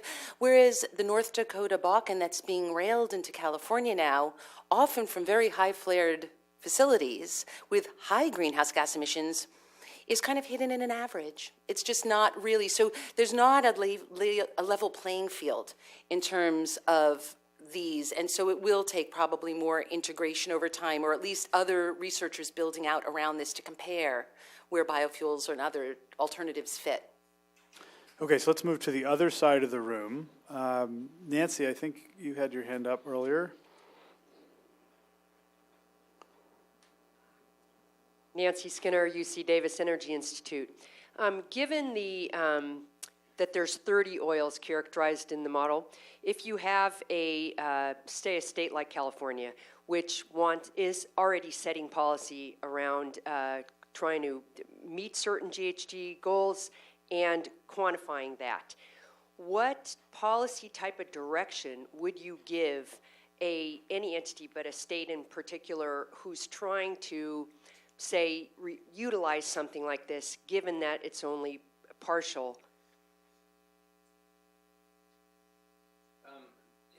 I've been working with the state of California for some time. The person who is doing this for the state of California, his name is Jim Duffy, incredible guy, putting a ton of effort into this and really helped with our model development effort. CARB, yeah, he's at the Air Resources Board. The challenge with using this in regulation is as follows. So this is 30 crudes done at a significant level of detail, more so than most of the other studies that have been done, and also linking the downstream refining with the upstream. So that's really the novelty here. Jim has run 300 or so fields for the state of California. California crudes... Through OPG. Through OPG, yeah, through OPG. Not through prelim. California crudes are about 40% of California consumption, and we've got really good data. Got good data in North Dakota, Alaska's been very cooperative, et cetera. There are stories, and so we think maybe 2/3 of California crude is very well characterized, 60%. The remaining comes internationally from places where reporting is very poor, and so I think the issue with using this tool in regulation is that there's no requirement when a crude comes into California, a crude tanker comes into California, little information is required to be reported about it. So you can imagine a regime where essentially a Post-it note is, and literally, the motivation when we developed this tool was that we wanted information that could be written on sort of a 3x5 card or one piece of paper that is 20 pieces of information, 5 pieces of information, 50 pieces of information at most, numbers that you could write down and record for every crude that would give you, once you plug them into a model, give you a good estimate. So right now there's a lot of tankers that come into California or Houston or wherever where little to no information is provided about these crudes. And so I think from a regulatory perspective, a requirement that if crude, and may I be so bold as an academic to just suggest that this happen. I don't know how this would happen, but a requirement that if you're going to bring a couple 100,000 barrels of crude in on a tanker, that's a lot of money. Please affix a Post-it note to it that says how much water was there, were you steaming, how much did you steam, did you flare, right? Just collect this information so that at least the information is there, and then folks at DOE or whoever else could use our model or another model, and the transparency can basically you're lifting the whole level of sort of data transparency up. And then that enables all sorts of, whether it's the low carbon fuel standard or another regulatory effort, you're just basically increasing the level of expectation for you bring in crude, please tell us these 10 things that are important. Yeah, it's sort of some sort of disclosure requirement. That would really enable, and I'm not saying our tool is the way it would be implemented, but it would enable any sort of effort. Yeah. I'll just add quickly on the refinery side, regardless of how much data we're able to collect and things like that, we will never be able to report an estimate of a specific refinery and a specific crude to 4 significant figures. That's not the ultimate goal of this tool. So recognizing that in terms of informing policy, it's important to know the objective of the tool is to look at the relative differences of different crudes and the range of possible performance that you might get out of a crude depending on the range of configurations that you might put it through. So I think that's really important to emphasize in a policy context, that it's not going to be tracking things to 4 significant figures. It's going to be the relative differences between. Yeah. And I would second that for OpG. We remember the estimator part. We can't do this we're not measuring the speed of light here, so. Okay, Jessica, you had a question in the back. Yeah, Jessica Matthews at Carnegie. Debbie, have you thought about, it would seem as though an international agreement to develop standards for consistent and comprehensive universal data recording would be a natural and relatively easy outcome of Paris. Mm-hmm. And, maybe set up a IEA, IPCC working group or something that would develop the standard. Have you thought about that? Is there time to push that in advance of Paris? That's an excellent question. What I have been thinking about that, and I've been thinking about the loss of the Office of Technology Assessment. I think that there are institutions that we used to have in the U.S. that could have accelerated this, at light speed, and having some sort of standardization practice set up to the point where ultimately where we started with this was, could these oils be tagged? I mean, the Post-it that Adam is talking about, if it was standardized and disclosed and consistently reported, and there's no, favoritism here. You're just reporting out your chemistry, basically, your underlying, inputs to that oil. These oils that are commingled in pipelines and rail cars and marine bunkers, they could actually be like biotagged some way so that ultimately, even if it's for, security purpose, or even if it's for, piracy or whatever it is, there are reasons to actually think of a standardized way and impose a standardized way that this reporting comes out and these oils are, marked as such. I think it's going to help a tremendous amount in terms of climate management, but other things as well. That's already happening for folks that we're going to try to track the oil being sold by ISIS using chemical fingerprinting. So this can be done. Yeah. So, but my question really had to do with preparations for Paris. Oh, for Paris. For Paris. I mean, this is the opportunity to get an international agreement, right? And an agreement to put together a group to develop those standards as an international agreed goal would be something that would be it's a likely achievable outcome, and not once in a lifetime, but a very rare opportunity to pull together, to do this in a global setting.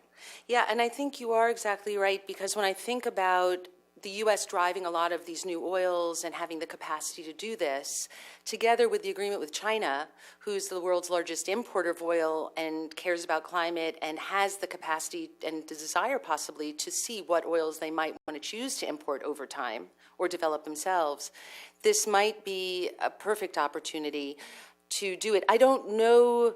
We absolutely can carry it there, and I'm already planning to be there. But we will have to get, hopefully, meaningful participation or not being pulled back by the industry. I would love to see the industry, embrace transparency here. Yeah, so I think that the argument is that there's enough variation in these oils that you need to do this sort of tagging, and there's other reasons for creating the Post-it note, namely safety being the primary one. So there's a lot of good arguments for more transparency in the chemistry and where the oils come from. And I think you can make a good case for that. The question of how that gets to the people who are doing the negotiations is for someone other than me to answer. Here. There's a mic behind you. Ken Dillon, Ciencia Press. You mentioned that petrochemicals are slated to become an ever more important percentage of the entire market.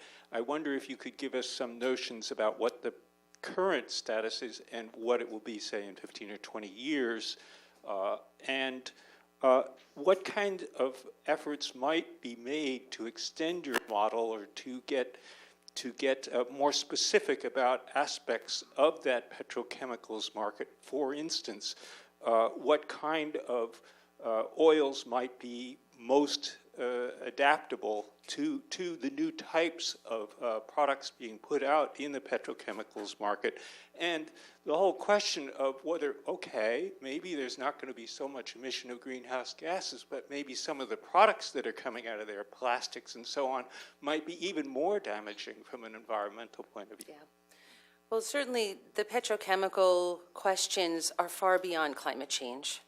There are water issues, there are disposal issues. I mean, there are many issues with petrochems, but looking at it from a climate perspective in terms of a non-combustible use of hydrocarbon, the petrochemicals generally come from the light ends.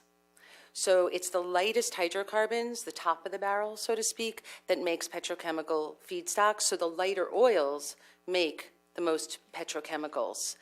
So there's that affinity between lighter oils, the oils that just have higher API gravities will make more petrochemicals. I didn't study, I just pulled it up for this, so I can easily send you to the new outlooks that the oil industry is looking toward in terms of the outlook to 2040 on new petrochemical demand moving ahead. But I think, I'm trying to remember what it was. I want to say it was a doubling. The petrochemical use in that part of the barrel was something like a doubling. There was a very big movement toward petrochemical and commercial transport, and largely because the U.S. and Europe and China have very successful fuel economy standards. So there's going to be less gasoline demand over time, but that doesn't mean that oil is going to go away. It means first and foremost there's going to be a thought of how to use oil differently. So that's part of the shift that's going on here. So it's like the proverbial balloon. You push your hand in one place and you have fuel economy standards, which are fantastic, but you still have to manage oil supply. And that maybe goes to just answering a different question, but fuel economy standards are necessary in this regard for reducing climate impacts from oil, but they're not sufficient because we'll find them coming out other places, and hopefully we'll direct it to less greenhouse gas uses. And one follow-on point, I think the obvious thing here also with petrochemicals is to look for win-win. I would prefer to see the oil go into some sort of advanced super strong composite that can make our cars much lighter. This is the Amory Levin's ultra efficiency. Let's use that oil to make super advanced carbon fiber cars or something like this, right, that are safer, much more fuel efficient, much more advanced, and then we use less oil, and then that oil ends up in a material rather than being burned. And so I think looking for ways to kind of get some synergy is the way to handle the petrochemical side. Okay, so I think let's just take one more quick question, and then we can move to the break. And we will have another panel at 11. Is that correct, Debbie?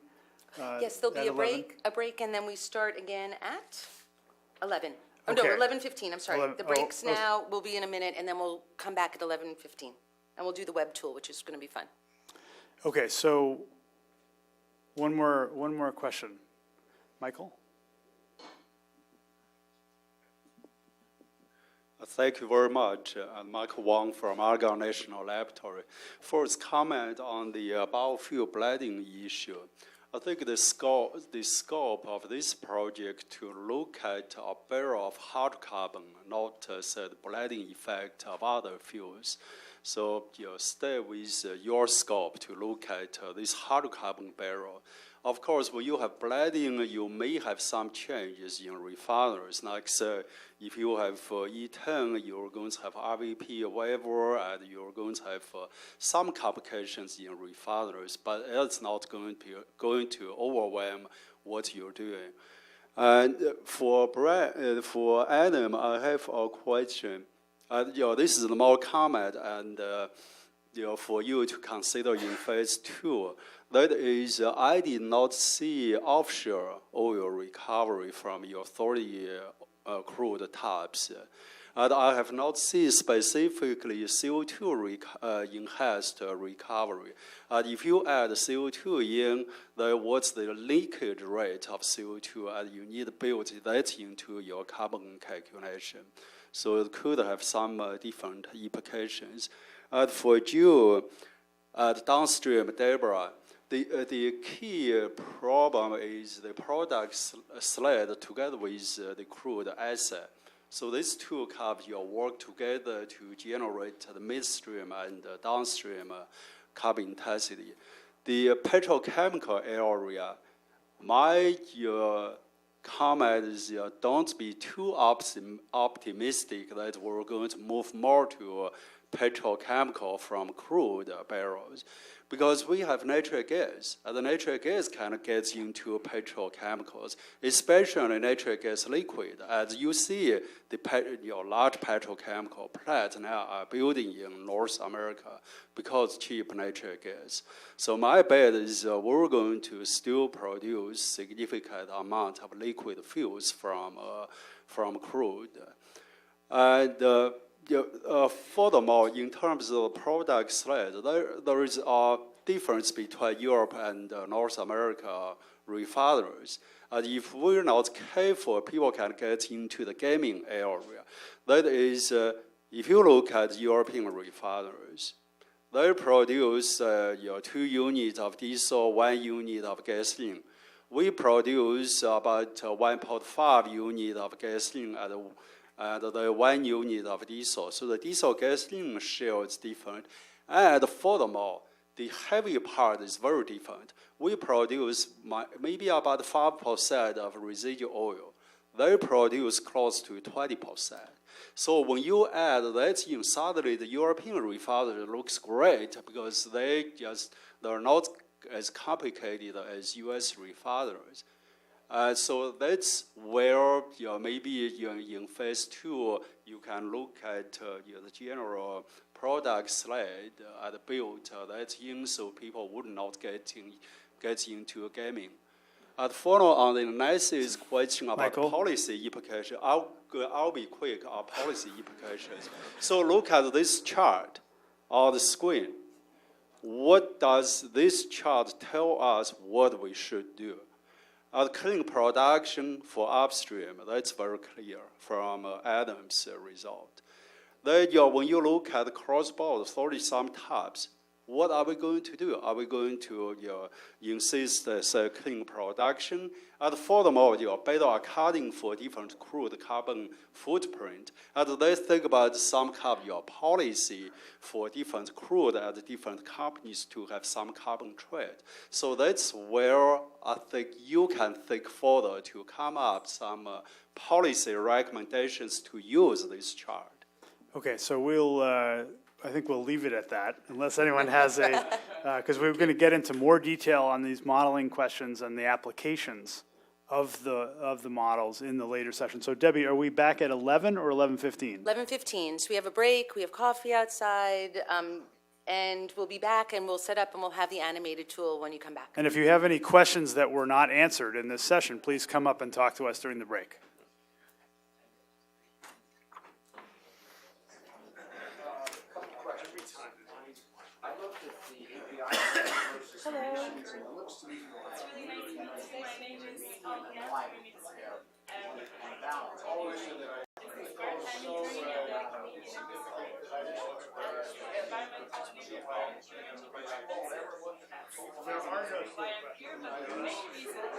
Hi.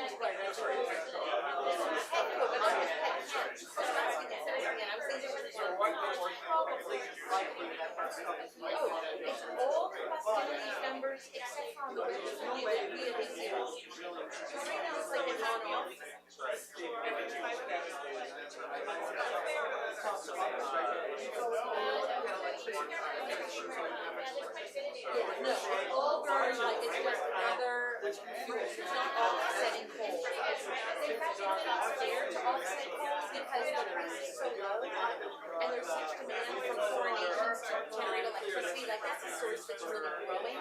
It's a sector that needs more energy at this point, as opposed to irreplaceable load where electricity generation globally is fixed. And so any megawatt of electricity is going to be offset by some other, because it's a growing sector. So they're looking for every bit. I mean, it's gas versus coal versus renewables versus nuclear versus backup.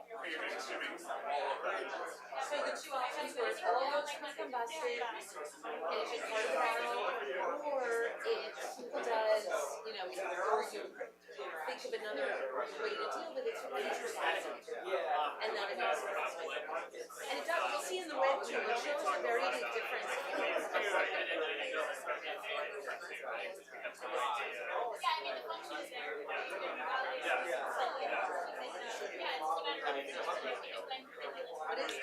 Yeah, that's right.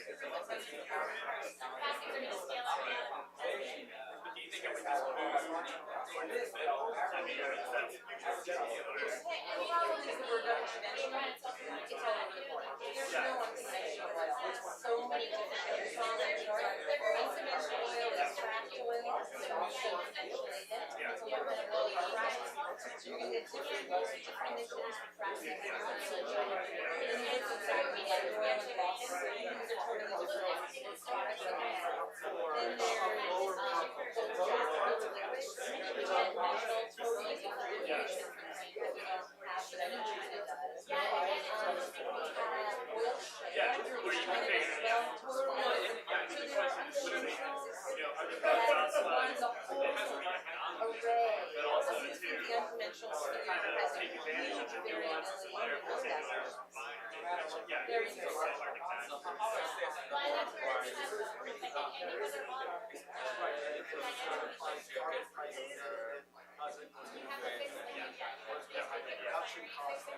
So what's the question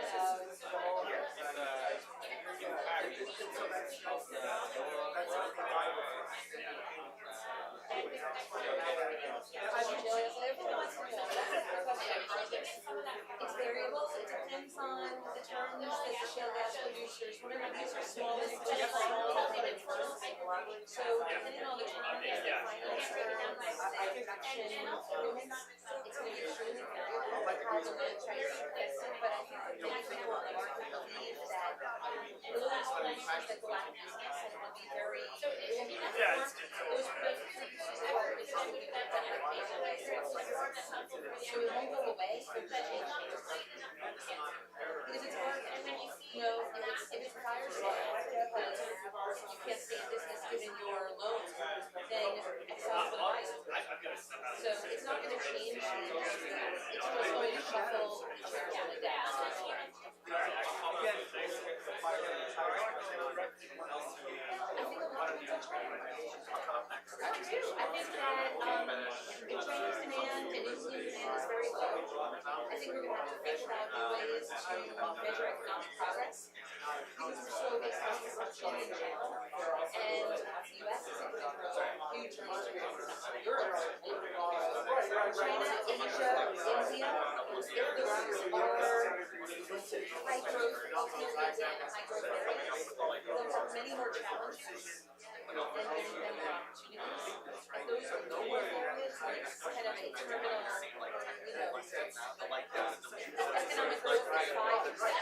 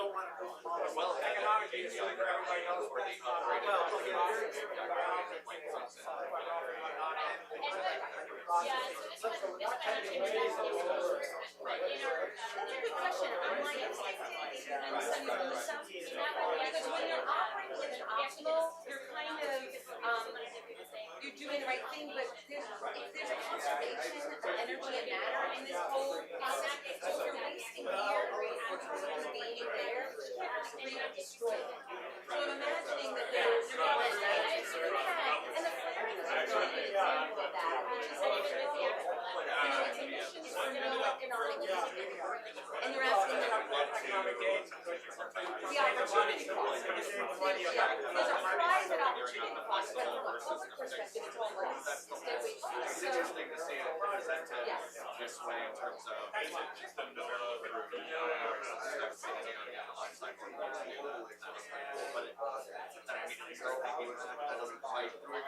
capture. I mean, it's a legitimate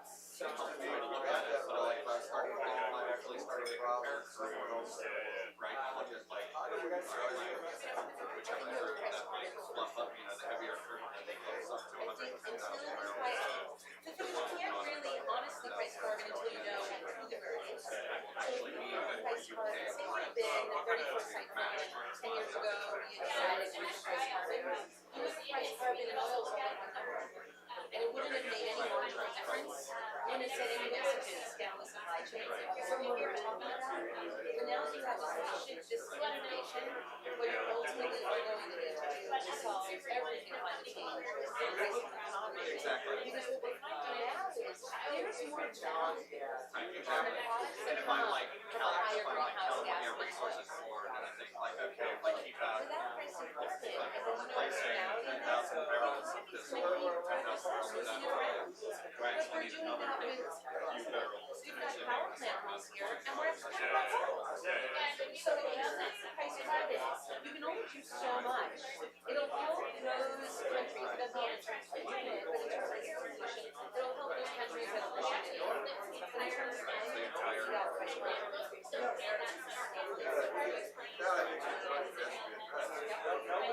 I just think I should go to someone. I agree. Bring this up in the second panel, because this is the question. It is the most important.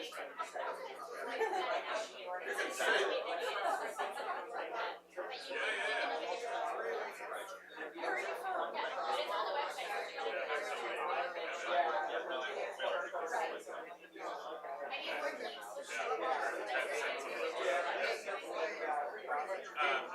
What were the problems of That's what we were just talking about.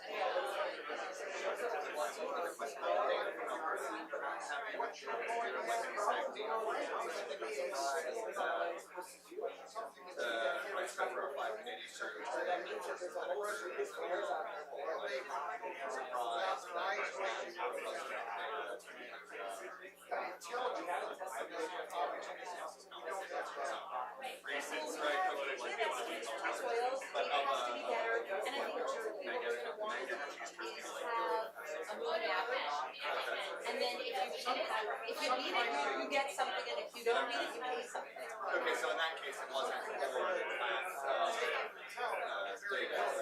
And move the needle down over time. So have something to track, that's economic.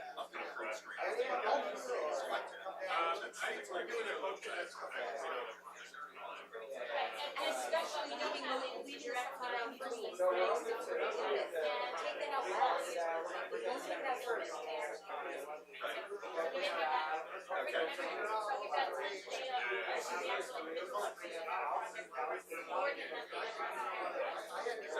So for the like the operators, is that's data that we have and whatever funding they do.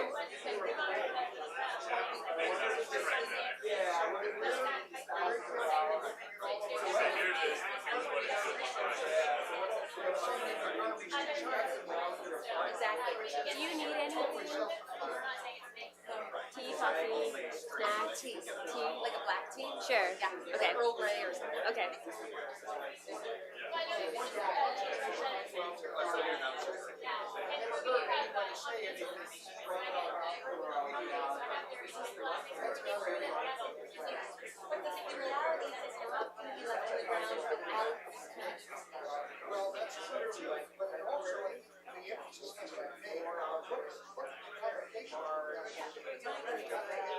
I'm just kind of spreading, but I suppose I don't really see it. I was going to talk to Deborah, and then I'm so involved that I just into it.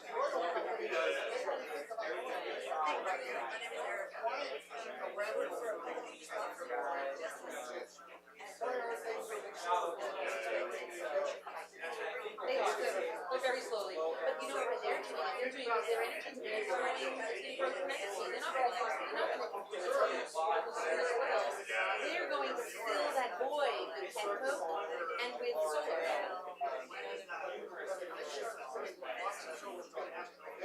That's really that's really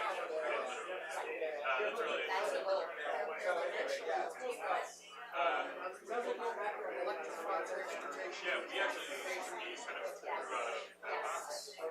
Which has been a big part of because you're asking a lot of demand questions, and I'm trying to tackle this. Although there is a message in the demand here in terms of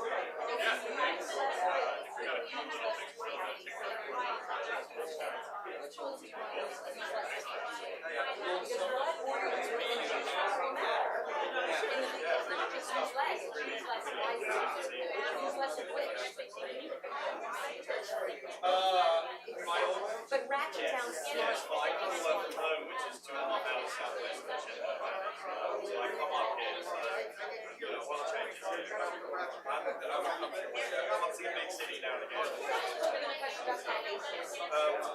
You know, there's a demand, and we're meeting a demand Nice, out we're in there. town, we're not Whatever the in demand is, town, the economics, we'll try to roll it in. And it's not very I just wanted to ask a very really you mentioned on the transparency on the slides there's certain areas that you don't transparent. You mentioned like you don't have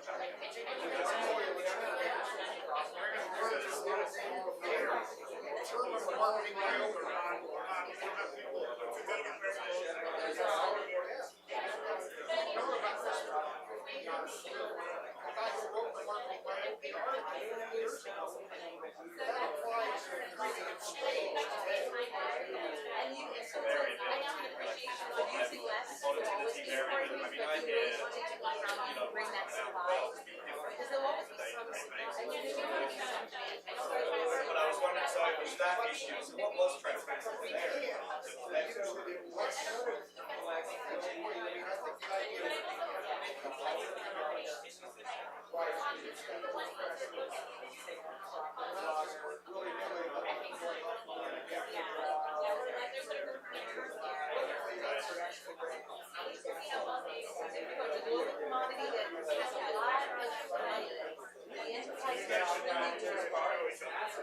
So this has been our way of kind of not talking about at the company level where you get a lot of pushback, but at the individual resource level, and trying to push it apart from itself. You know what the goal is?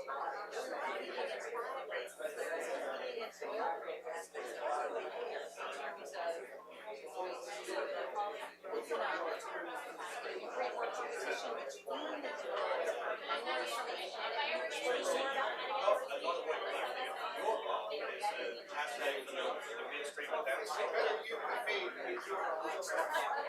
Thank you.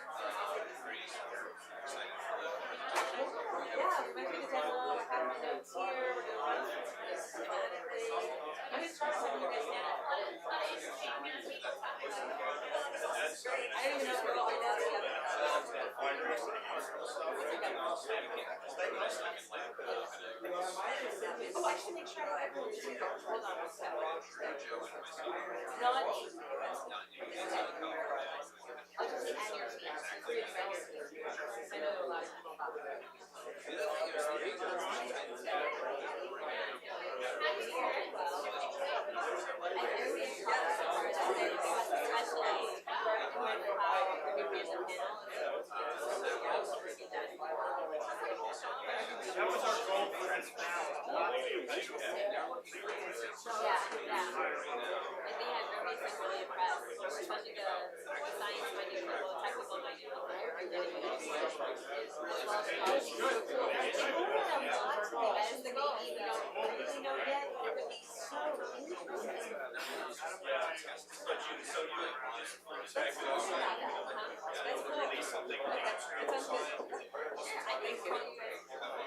Thank you. Well, thank you.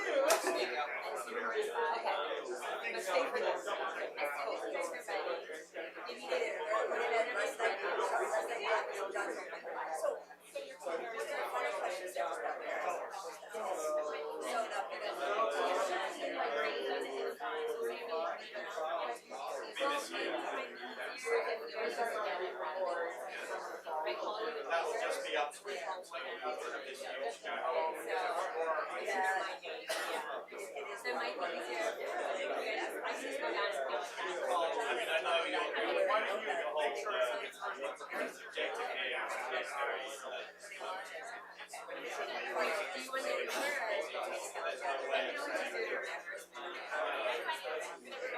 It's a light oil.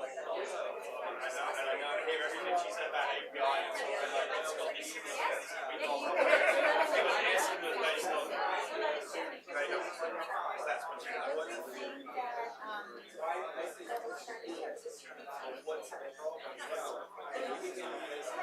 or with a caveat, you know.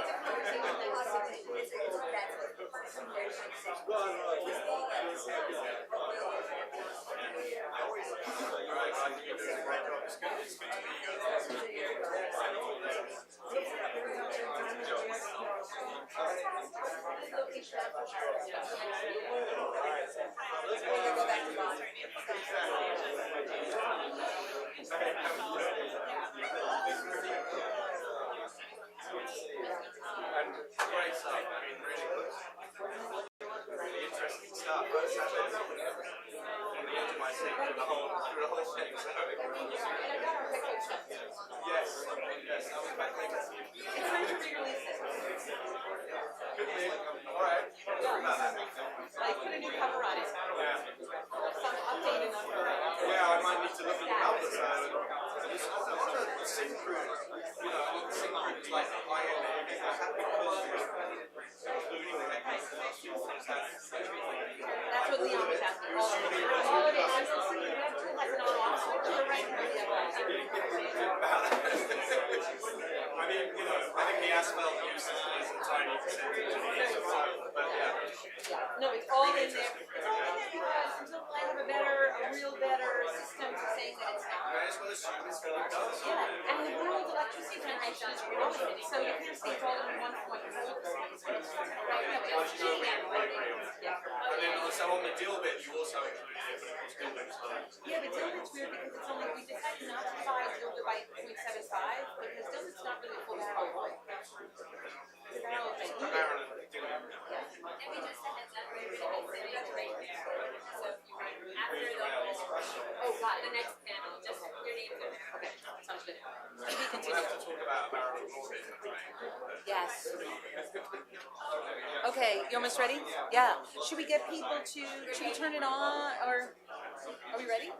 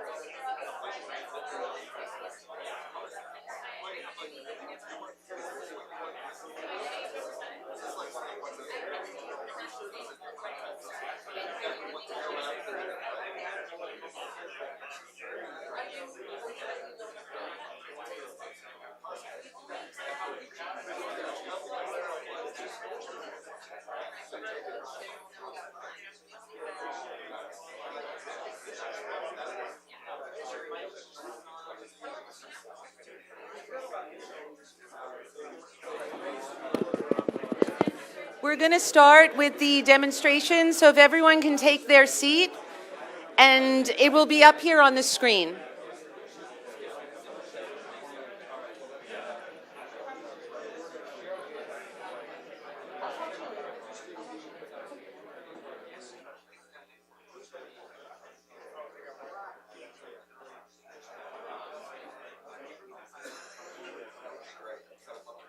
Is that working? Can you hear me? See if you can hear me. Is it good? No, it's on. Turn it on. Can everyone hear me? Not so well? Okay. The first thing I was just going to let everyone know is if you tweet, we have a hashtag OCI as our Twitter, so feel free to tweet away. If you tweet this, it's not released yet, but I can't stop you from what you're going to do, and I'll tell you the plans for this, but you're getting a preview. But first, this is an OCI web tool that we've designed around those 30 global oils we've been talking about.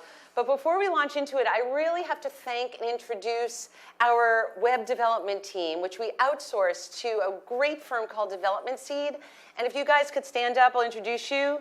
Ian Schuler, This is only part of the team. Ian Schuler, Joe Flasher, and Drew Bollinger are here, and the other team are elsewhere. They're here in DC, they're fantastic, and they've helped us with the visualization, and as you'll see, ultimately the ability to play with this data.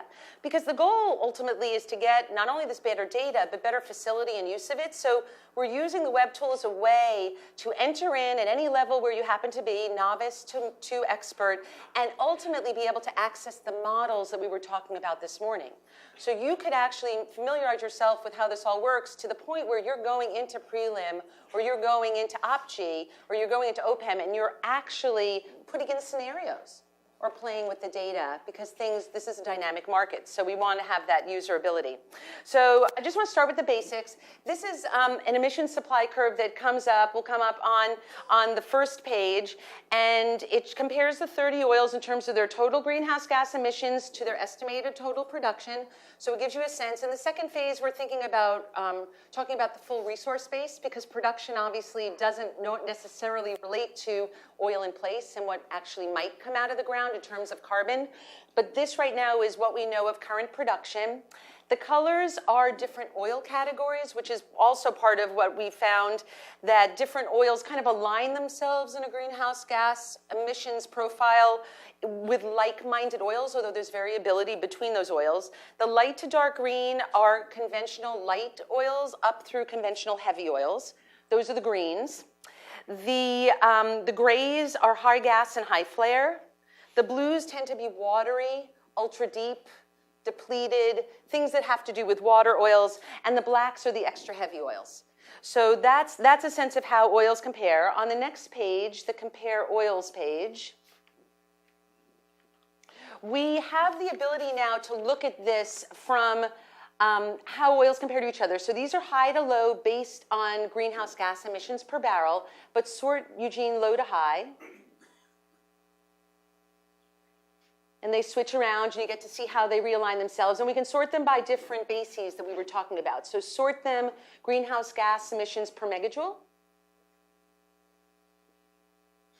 and greenhouse gas emissions per dollar value of petroleum product.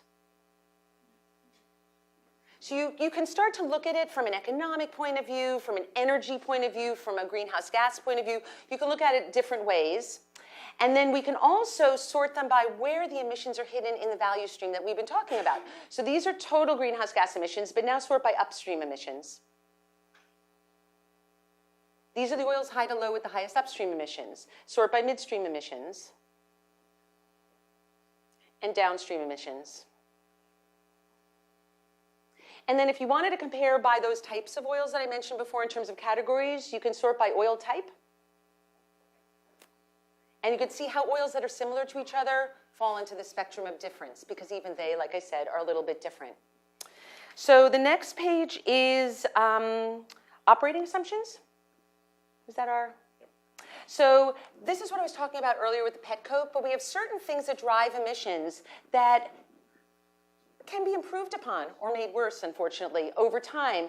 Flaring is put in at what we know now of flaring. As Adam said, we want to get far better data on flaring, but we wanted to get a sense of if we had a better flaring management, what would that do to oils? Maybe if we cut it 25% from 100% of what's currently happening to 75%, or maybe make it like Norway at 10% of what's currently happening. So we can play with the flaring, and you'll see that it's those high flared oils that start to swap around and become better or worse than other oils. Or if you really are good into a Norway flaring regime across the world, where it's illegal to flare, except for in a real emergency, then you can shift around those oils.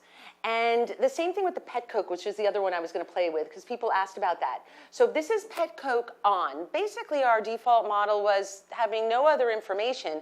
That petcoke is going to find its way to market, the bottom of the barrel. So right now, all the petcoke produced from all of these oils in varying amounts gets to the market. But if you turn off the petcoke, you see that it really does change. We lose about 100 kilograms per barrel out of the extra heavies. They become cleaner by 100 kilograms per barrel if that petcoke doesn't get sold into the market and we think of another way to not combust it. So you can really see that there's movement just in terms of management. Management of operations, management of product, the things that have some economic impact, but for a great greenhouse gas benefit potentially. So next, in terms of operating, no, I did operating assumptions. Let's see here. So we have hover bars. So let's hover. Sure. Petcoke, what did you assume for oil sand filled petcoke? For oil. Oil sand filled petcoke, because they have large amount. Yes. So we have the petcoke produced, reported out by the government. Canada has very good reporting. And it's net petcoke production in our assumptions for the oil sands because some of the petcoke are used in Adam's model upstream to generate electricity. So there's a little bit of petcoke that gets used in the process. So the net of what's produced and what's used is what goes into the market. So, and we've used Canada's actual production of petcoke from the 2 fields that we've modeled. They have reports for all their fields. So in terms of hovering over, there's the ability to really go into so what I've showed you now is lots of sorting of comparing oils, which is the big part of the oil climate index, but we can also kind of drill down into an oil. Like, what is it about that oil? Where are its emissions? How do I manage that oil better? So we were gonna hover over Dory. Okay, so Dory is a heavy, high steam, depleted field that's difficult to manage. So this shows you, when you hover over, where its emissions are embodied. So of the total 728, its upstream, midstream, and downstream emissions are shown. And if you view details, this is true for every oil, you end up with a profile of that oil, of where its emissions are, and you can then start to explore that oil. So change steam-oil ratio on Dory, because it's a high steam. So you see how the upstream emissions go down if you're much smarter about your steam management. Maybe you're going to generate your steam with renewables. Maybe you're going to be much more efficient in terms of your steam use. So you can change this around based on different, and then change the deep conversion refinery just to show. So we have the default, as Jewel mentioned, is the refinery matched for that oil, but that doesn't always happen. And there was a question earlier about European refining. You can assume that these oils go to different refineries, not just the one they should go to. And so choose hydroskimming. So you go to a different refinery and it shows, actually that didn't show a very big, go to medium duty. I don't know if these will change very much. They changed the share they changed the share of where emissions are. And then if you go farther down on the page, you end up with more details about that oil and the characteristics of that oil. Where is it? What type of oil is it? You know, its gravity that tells us only so much about it. What kind of refinery it defaults into. And then also the breakouts. So if we go hover over any of these bars, this is when you've gotten deeper into the model. You can actually see what is it about OPG's inputs. You know, greenhouse gas and energy inputs that result in OPG emissions are broken out. And the same with midstream. So you can start to see where the particular opportunities for that oil might be to reduce its greenhouse gas emission impacts. So I don't think I was going to say that much about this. Oh, no, I'm sorry, the sort. So go back. This is the very last page. Is on sorting. So we've actually put, this is the most fun part of it actually. You can sort these oils in the aggregate based on different things. We're going to show you gravity is an interesting one. Right now it's on gravity.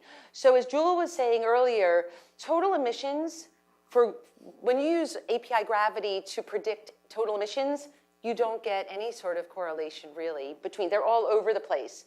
And then if you use them to maybe think, well, what will they mean for upstream emissions? Do the y-axis upstream. You can see it's not a good predictor. So we know API gravity, sulfur, some of these overarching things that the market trades on are not good predictors for greenhouse gas emissions, but we're going to add more X variables, midstream and downstream, to sort by. But what this lets you do is it lets you sort around what operating variables are for all the oils, and as you change them, you're looking at greenhouse gas emissions, either total, upstream, midstream, or downstream, by this variable that affects all oils in some way. And then you could see how it changes it around. What's cool is the dotted line is somewhat of a regression, so you get a sense of how well correlated those emissions are to those variables. So the release will be next month. Changing model of how it is. Yeah. That's okay. Well, we don't have to play with every single thing. Hopefully we whetted your appetite for when this is coming out. But it's coming out next month, and we're planning to have, and talking about, stakeholder breakfasts where we actually sit around the table or sit around the room with like-minded people that are thinking about the Oil Climate Index for similar uses. So policymakers, the environmental community, the business community, traders, investors, different people that are thinking about this from different perspectives will see different things in this and different opportunities, hopefully with greenhouse gas emissions being the overriding, but this all gets operationalized differently depending on who in the industry you're talking to. So are there any, I don't know if I'm highly equipped to answer questions before it releases, but if anyone has any overarching questions before we go into the next panel. So let's set, oh, one right here. Wait a second, Ian. Sorry.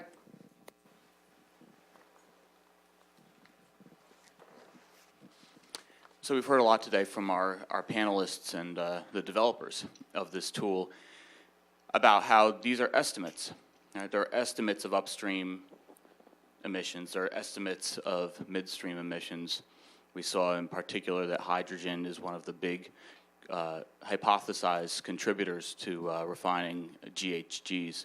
I think it's nice that we have the EPA reporting all major facilities so you can take a look at someone's subpart C or subpart X or subpart Y and also break down those numbers accordingly. I think it's a great resource.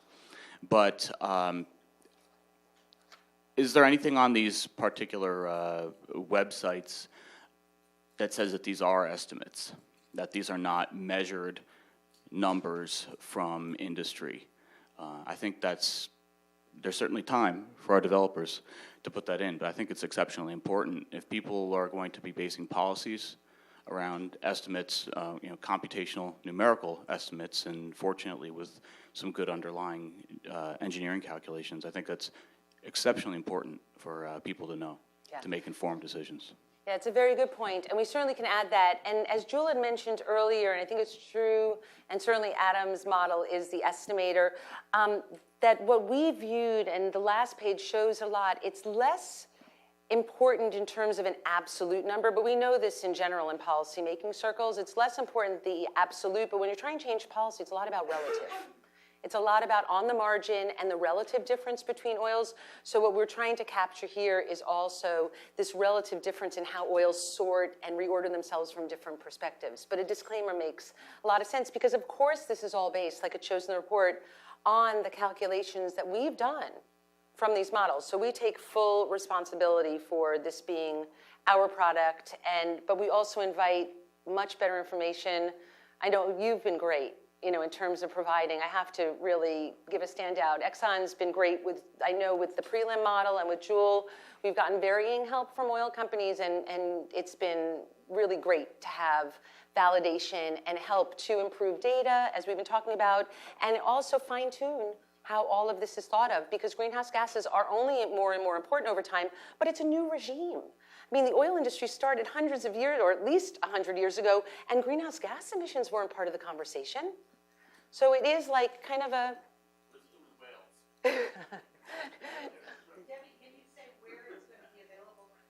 Yes, so we have a web page now with this event will be on there, the report is on there. So on the Carnegie webpage, as soon as this is released, and we'll have another reaching out to all of you, will be a URL, which will be available. It's a pretty simple one, but I don't even remember it, and it's not launched yet, so I wouldn't want to give it to you.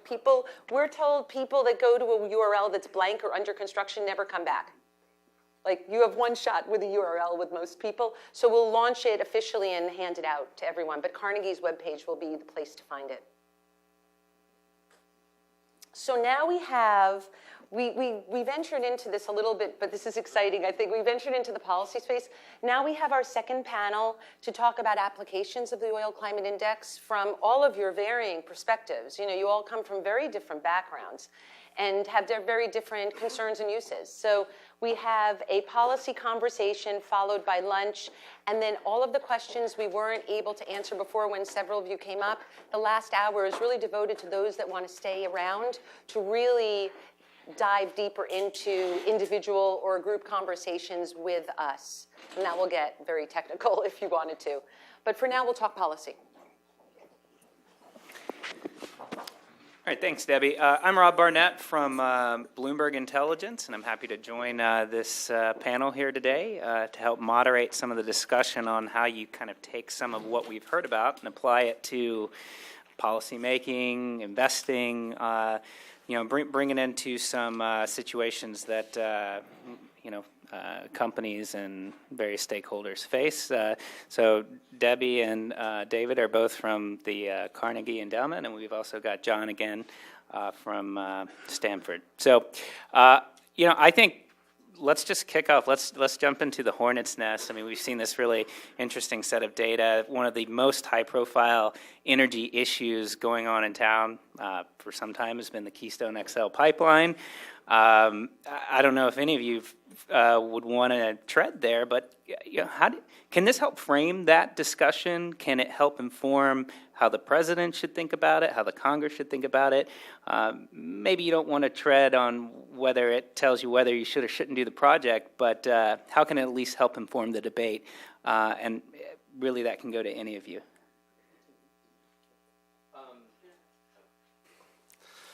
It's an excellent question, and I definitely respect, Rob, your intention to bring this to the issues that are in the news and the headlines, and to try and kind of get some comment on what's perhaps one of the most political energy issues that we face today. But I would actually push back a little bit and make the argument that what the Oil Climate Index shows is the potential pitfalls or dangers, or at the very least lost opportunities of making environmental policy or climate policy on an ad hoc basis via, let's say, decisions on cross-border infrastructure like the Keystone XL pipeline that come across the president's desk from time to time. And I think, so it's worth pointing out that the Keystone XL issue, whether explicitly or implicitly, is largely being debated and deliberated over right now for a whole litany of different factors and considerations when you determine national interest. But the one that's most salient, the one that's garnered the most attention, is essentially the oil that will flow through it. There's a small volume actually of light sweet crude from the Bakken that would come through it, but for the most part, the XL extension is allowing more Canadian oil sands to come to the U.S. Gulf Coast refining hub. And it's worth noting that there's been so much scrutiny on the Canadian oil sands, on this extremely heavy, bituminous oil from Canada. But the same level of scrutiny, or at least the same level of application of some sort of litmus test, is not placed on other similar oils, which have in the past or could or are presently or could be in the future arriving in this very key global refining hub in the Gulf Coast. So that includes similar oils in Venezuela, in the Orinoco Basin. That includes heavy sour oils coming out of Mexico. Mayan crude is the benchmark there. It includes some heavy Colombian oils and a variety of others. And so I think it's what the Oil Climate Index points out is that it's incumbent upon the administration, it's incumbent upon Congress, and it's incumbent upon other stakeholders in this space, including an industry, to think proactively and to think constructively about a comprehensive framework for integrating climate considerations into the decision-making of actors within these key refining regions like the Gulf Coast. And the other thing I'd point out, too, is that this is really an opportunity, and I think this story's been lost, but it's perhaps coming back. I sense it coming back in some of the discussions I have with counterparts in Quebec or folks even in other areas of Canada or Mexico, is that there's, with shale oil production in the U.S., with the oil sands production in Canada, and with now the revisions to the hydrocarbon law in Mexico, and essentially the opening of a new chapter in Mexico's oil history, there's renewed interest in North America as an energy platform.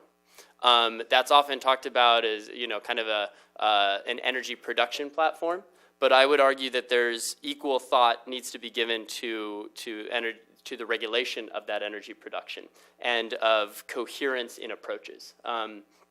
I think Alberta and companies operating within Alberta, even the oil sands companies oftentimes, have a shadow carbon price. The province of Alberta has a carbon price that, the shadow price that companies use is even higher than that price. But in many times it's been, the ball is in the Canadian federal government's court. It was not well received by many when Prime Minister Harper applauded the decision by Australia to scrap its carbon tax, and that was seen as a confusing signal in terms of what direction Canada was looking to go in managing its own domestic emissions. And there's perhaps an argument to be made for a North American approach on streamlining regulations and approaches to managing carbon, particularly in this low oil price environment, as we talk about the importance of North American production in the years ahead. So let me just add one bit of context. Our focus is narrowly on the total emissions associated with any particular oil. And I think it's a mistake to focus just on one set of oils thinking they're always high carbon, because there are other kinds of oils that are very different from that which are in Alberta that have very high carbon emissions as well when you look at the total life cycle. So I think it's our work is intended to be a caution to people who want to make simplistic generalizations about oil. There's so much complexity in the total emissions, and you just can't assume because oil comes from a certain place that it's going to have total emissions that are more than anything else. And you just need to be very careful and look at the whole life cycle before you make decisions about the emissions of those oils. So I think that the nuance and the complexity that you're describing is often not appreciated here in town. I think folks look for... Shocked. I'm shocked to hear it. Rules of thumb, right? I would argue that you're right. I mean, Canadian oil sands, they're not the only high-emitting crude out there. How does a policymaker wrestle with that complexity? Can they use this tool? Can they use other things like it? How do you translate this information into boots on the ground, putting out policies that try to make the system more efficient or less carbon emitting? I would just add, and whether it's the Canadian oil sands or many others, it's interesting to see who becomes the recipient of carbon and passes it down the chain. So there are many different policymakers that have a hand on this. So say the Canadian oils as an example, who's refining it? Is it getting upgraded in Canada? Well, then it's their carbon. Is it being exported here and we're upgrading it? It's our carbon. Are we exporting the petcoke? Whose carbon is that? Is it the carbon that's consumed by a country? So there are policy-making opportunities and challenges at every step in the way and in the process here. And the economics, barring a carbon tax, the economics drive this in the wrong direction. There's so much value in high carbon oils because you can turn it into all of these products and do so much with it at a high price environment that you end up kind of forcing it on people without any policymaking regime. But I'd say the overarching one that the Oil Climate Index does inform, and sometimes I'm thankful that we didn't have a cap and trade many years ago. We didn't have any differentiation on things like oil. So a cap and trade would have been basically one greenhouse gas metric for oil, when now we know there's a lot of competition within oils, there's a lot of marginal improvement within this whole regime. And so a carbon tax at this point to actually price that externality with this kind of information is much more meaningful for change. Yeah, just to kind of play off of what Debbie said and to talk a little bit about the potential applications of this on the policy side of things. The way I like to look at it is to kind of see that there's traditionally policy or means of dealing with climate change is often bifurcated. So you have command and control regulations, top-down regulations, or standards. And looking out at the horizon, you have the oil and gas methane regulations that will continue to be developed and will be promulgated by the administration before its term is over. You also have, perhaps down the road, if a conversation starts on this, you have the possibility of thinking about standards for refineries. We talked about some of the opportunities, but also some of the challenges of that at the end of the last panel, particularly the idea that you would want to, in dealing with any refinery, you would want to take into consideration and weight the complexity of that refinery, so that you're not putting at a competitive disadvantage refineries that have more process units versus those that are relatively more simplistic and have fewer process units. The other side of that equation are market-based mechanisms, of course, like Debbie just talked about, carbon price, carbon tax, cap and trade, either setting a price or setting a quota and allowing the market to discover that price. One of the major obstacles to this in when we talk about oil, or when we talk about the transport sector in general, we saw this with the with Waxman-Markey, with the cap and trade bill that failed back in 2010, is that the carbon price needed to incentivize change and investment in alternatives and massive reductions in emissions in the transport sector is likely far higher than that which would be needed to achieve the same thing in the power sector. And so there's oftentimes the challenge of marrying those two required prices and how you approach it. And so this gets us to kind of there's the thesis, the antithesis, and then, of course, the synthesis in the Hegelian sense of what is the hybrid approach. The hybrid approach that's been chosen so far by a number of governments, including in California, as well as in the European Union, are emissions intensity standards, or what are also sometimes called low-carbon fuel standards. And these basically create a marketplace within the transport fuel sector where lower carbon oils are competing against higher carbon oils, where alternative fuels such as biofuels or electric fuel for vehicles is competing against conventionals. But they run into a number of challenges, including challenges based on the premise that they could have difficulty at the WTO if they were raised in a trade dispute, as well as challenges, and probably the first and foremost challenge that we've discussed here today, is the availability of data.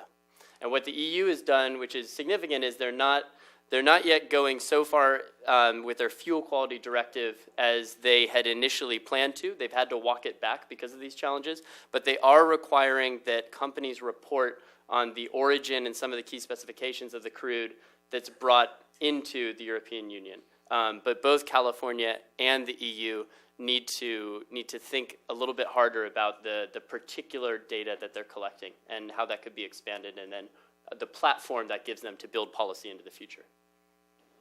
So I'm going to make a bold prediction that carbon taxes are sort of off the table for the federal policy here in the U.S. for some time. And so when you think about the federal policy landscape, certainly a lot of interesting things going on at the state level, a lot of interesting things going on outside of the U.S., but the federal game in town is EPA. Now, you mentioned methane standards. When you look at the data and you look at the portfolio of things that EPA could be doing under the Clean Air Act, is methane the right place to start? That seems to be where the administration is. Does the data bear it out? I mean, when you're tackling climate and you're tackling the oil and gas industry, do you go at methane first? So I guess what's going on? I would say I definitely think methane is a good place to start. I think it's like a lot of things that we have to tackle. It's necessary but not sufficient. We don't have a great handle from especially gas operations, but certainly oil operations as well, about not just flaring but fugitive emissions. And I think that's a very important place. But I do think, I was thinking about what handle do we actually have, again, going back to our overriding theme of better transparency, more data in this entire enterprise as we're thinking ahead to manage it better. And I was thinking about environmental impact statements. So that's right in EPA's wheelhouse. If EISs were actually they're part of the National Environmental Policy Act, they're part of NEPA, if they were in their requirement specified that when you go and drill, you have to actually provide this data in a standard way back into the system. So again, it's like a reporting regime that's set up before infrastructure is designed and planned. Because once infrastructure is in place, this is a very durable industry, which is a good thing for the consuming public, but it also means things last for a generation or longer. So once you build something in the oil and gas industry, you know, you're with it for 50 or more years. And it wouldn't be fair to change that rule because they're expensive. These are capital-intensive regimes. So you have to somehow get into EPA, not just the downstream regulation of changing things and pushing, you know, modifications up, which is always very difficult to do in Washington or any state for that matter, in a policy circle, but building in data collection and information before you've made the decision to actually go into that field. We're going to need this even more so if it's coal to liquids or if it's kerogen. I mean, we're talking about brave new worlds in the next, 50 years of going into oils that I was showing you, and we need a lot more information before those are all permitted and go through. This is all part of the permitting process. I think how do you, because this isn't just for, information isn't just for policymakers, it's for investors, it's for folks who work in companies too. So how do you take the data and apply it to best practices for companies? Because everybody wants to beat up on the oil and gas industry. It's a common theme, I feel like. But did you learn anything? Can you go to companies? Even if there's not a policy regime in place, and sort of say, hey, this is how you can reduce emissions and save money at the same time. Did any of that kind of stuff come out of this work? Well, I think it was covered already, and we'll certainly cover it more at the very last panel. But there are a lot of operating opportunities, I'll call them, that we found in OpG and Prelim in terms of better ways to generate your heat, better ways to generate your hydrogen, maybe renewables more in concert with the oil and gas industry than we've ever seen before. So you're generating steam with renewables. So there are definitely opportunities, which is interesting. They might not be the first place you would go economically on your site in terms of operations, but if you knew greenhouse gas control was a priority, even you were compelled to do so, you would pick and choose to do certain things that would actually manage these oils much better and reduce their greenhouse gas emissions. And you saw some of that when Eugene and I were flipping around with the web tool, because when you make assumptions on how you generate your steam or whether you do or don't waste your gas and flare it, you start to see some oils that were not as bad before, they swap places. So those are the kinds of opportunities that are there, I think, for the industry. The only other thing I can add that I've been thinking about is what kind of tool is this for investors? So investors are the powerhouse for how oil comes out of the ground. I mean, if you don't have a bank or someone lending you money, and I'm not talking about the majors that tend to finance themselves, but if you're an independent producer, you're getting money from someone. And that's a big problem right now in the low price environment. That money's drying up. But investors, and there are many social investors out there, they don't understand their portfolios. So this is the kind of information that if you could drill down into your portfolio and say, oh, I have really high greenhouse gas oils. Maybe you don't want to totally divest from oil. But the first thing you can do before you totally divest is start to invest wisely into oils at least that are at the top, as opposed to the oils that are at the bottom of the list. So there's an opportunity there as well. So let me bring in an analogy from the information technology sector. Some companies that are customer facing and that have very high electricity use, namely data center operators, Apple, Microsoft, Google, Facebook, they've made a business decision to move towards greater use of renewables.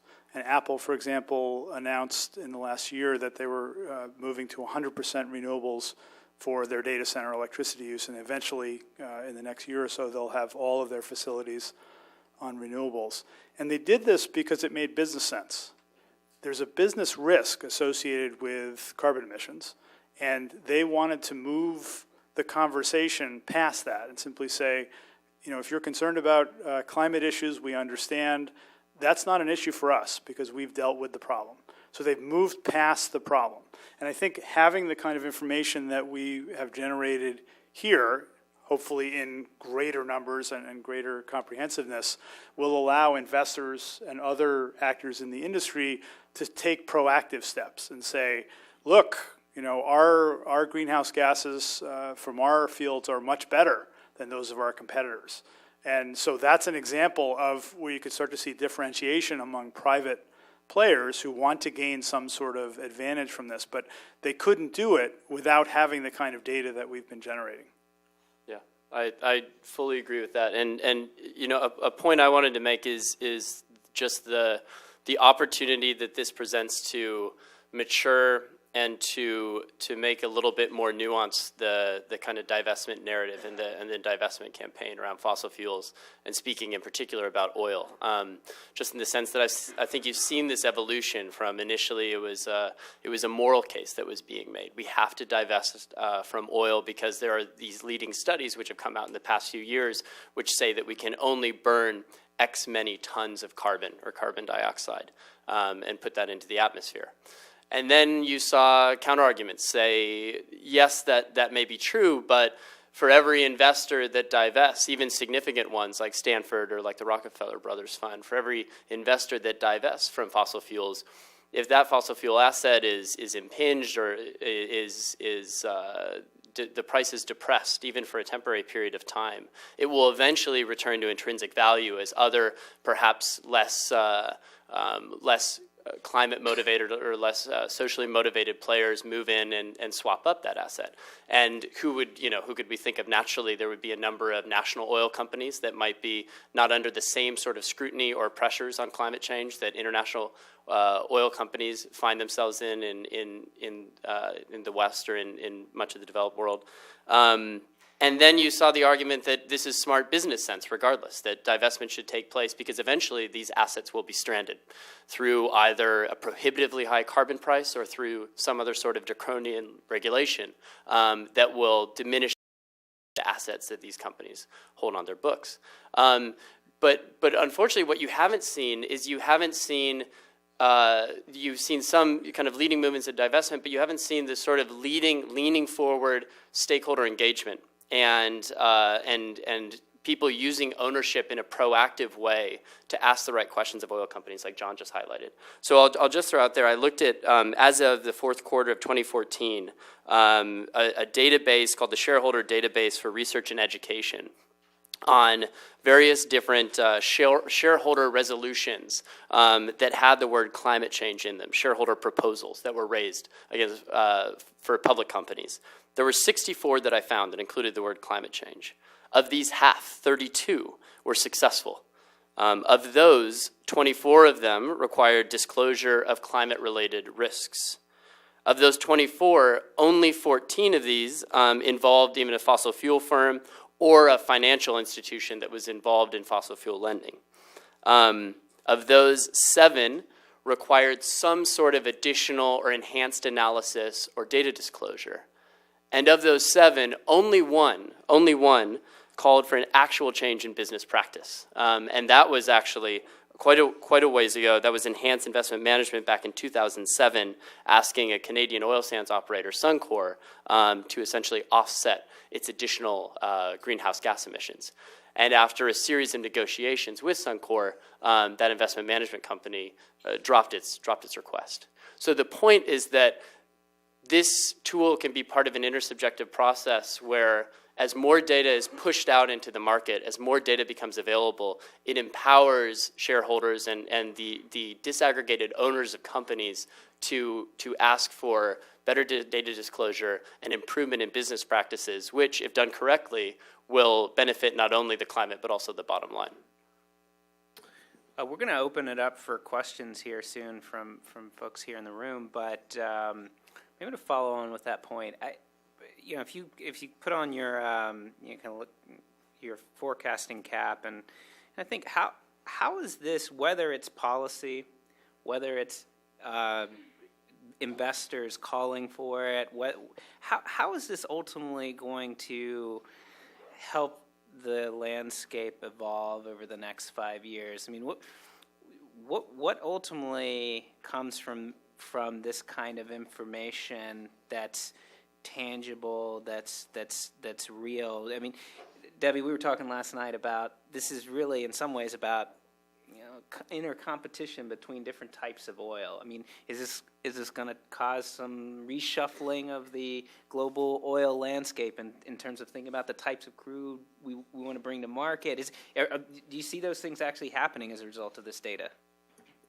Yeah, for a long time I've been thinking about this project in a way of oil versus oil, because when the alternatives didn't really appear on the market and it became more new oils, it became which oil is the oil's competing against oil in the marketplace now, but it has to compete also in terms of its climate impacts, if not directly with a price, then at least, in some sort of moral or other pressure from the users, consumers, concerns about upcoming regulations. There has to be some consideration of climate in there. I think it's really interesting. It can bear itself out in very many different ways. So right now in the low oil price environment that we're facing, which is a dramatic change.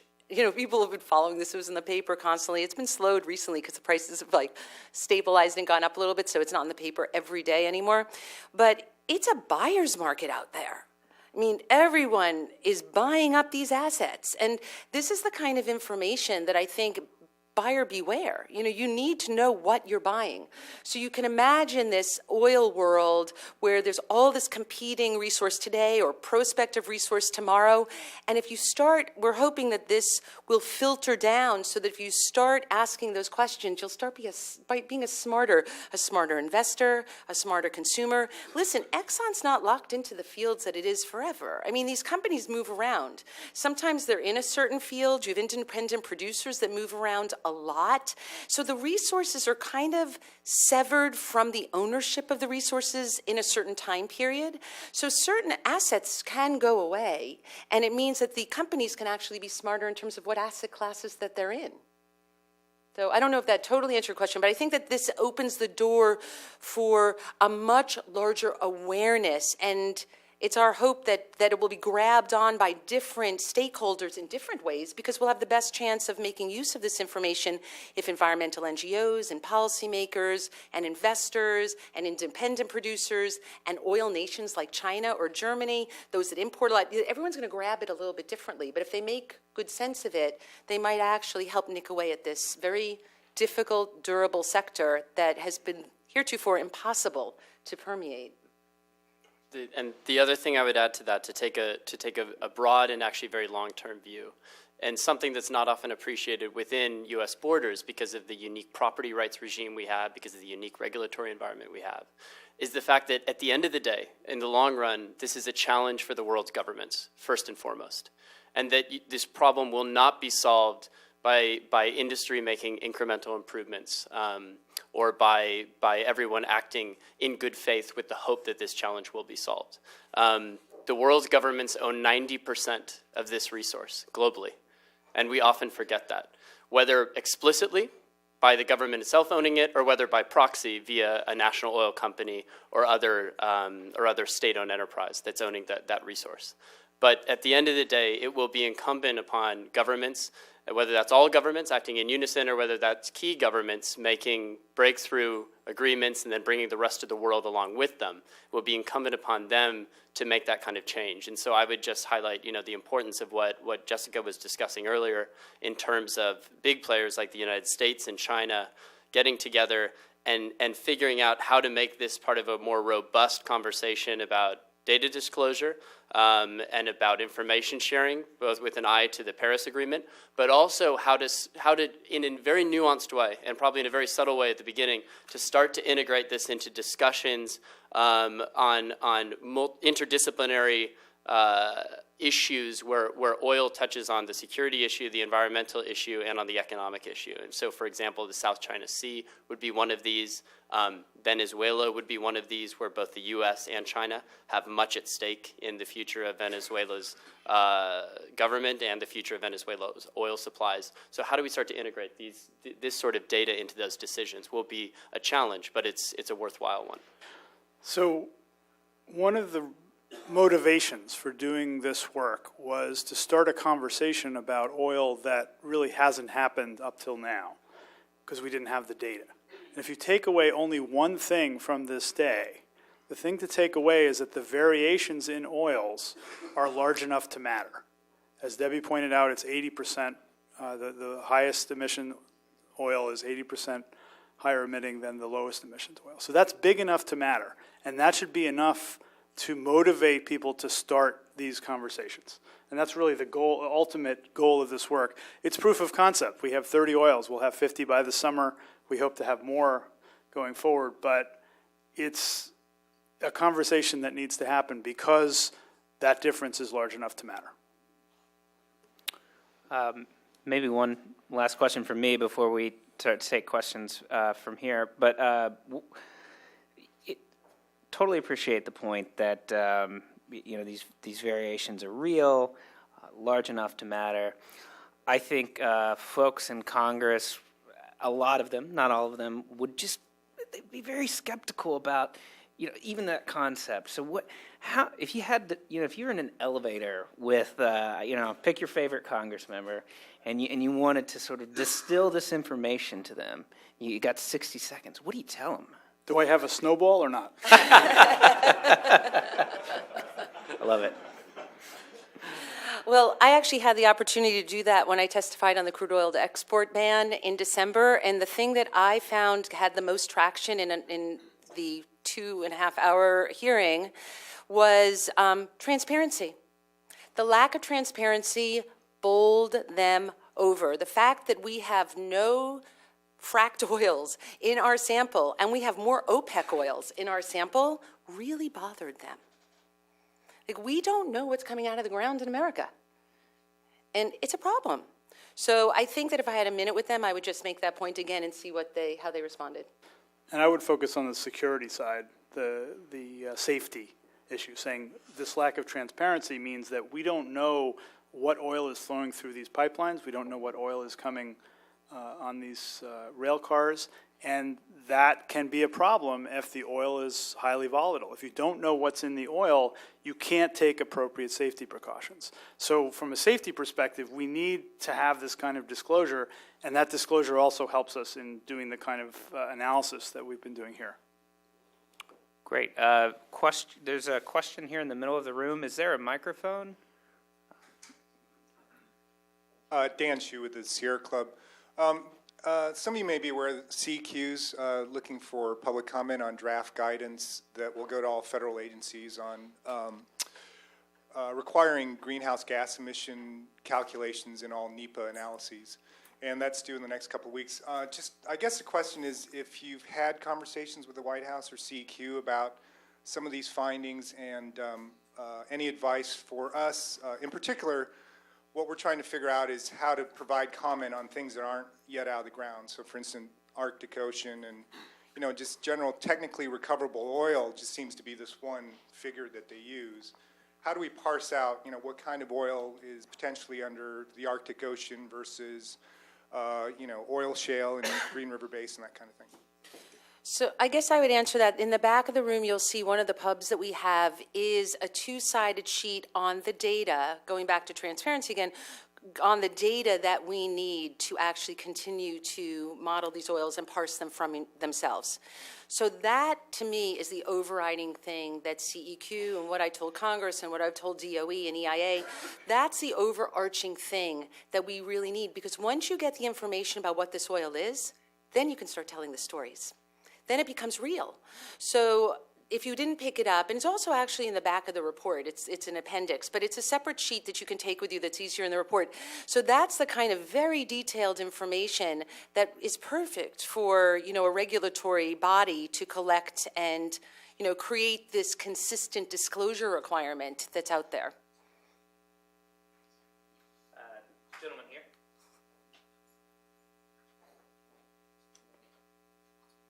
Gil Zins, I'm unaffiliated.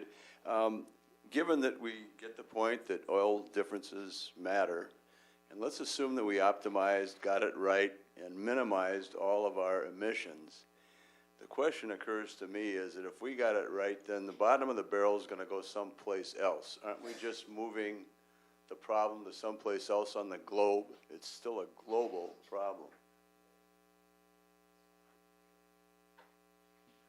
So this is actually a general issue with controlling emissions, is that it's something that requires a governance regime that is ultimately global.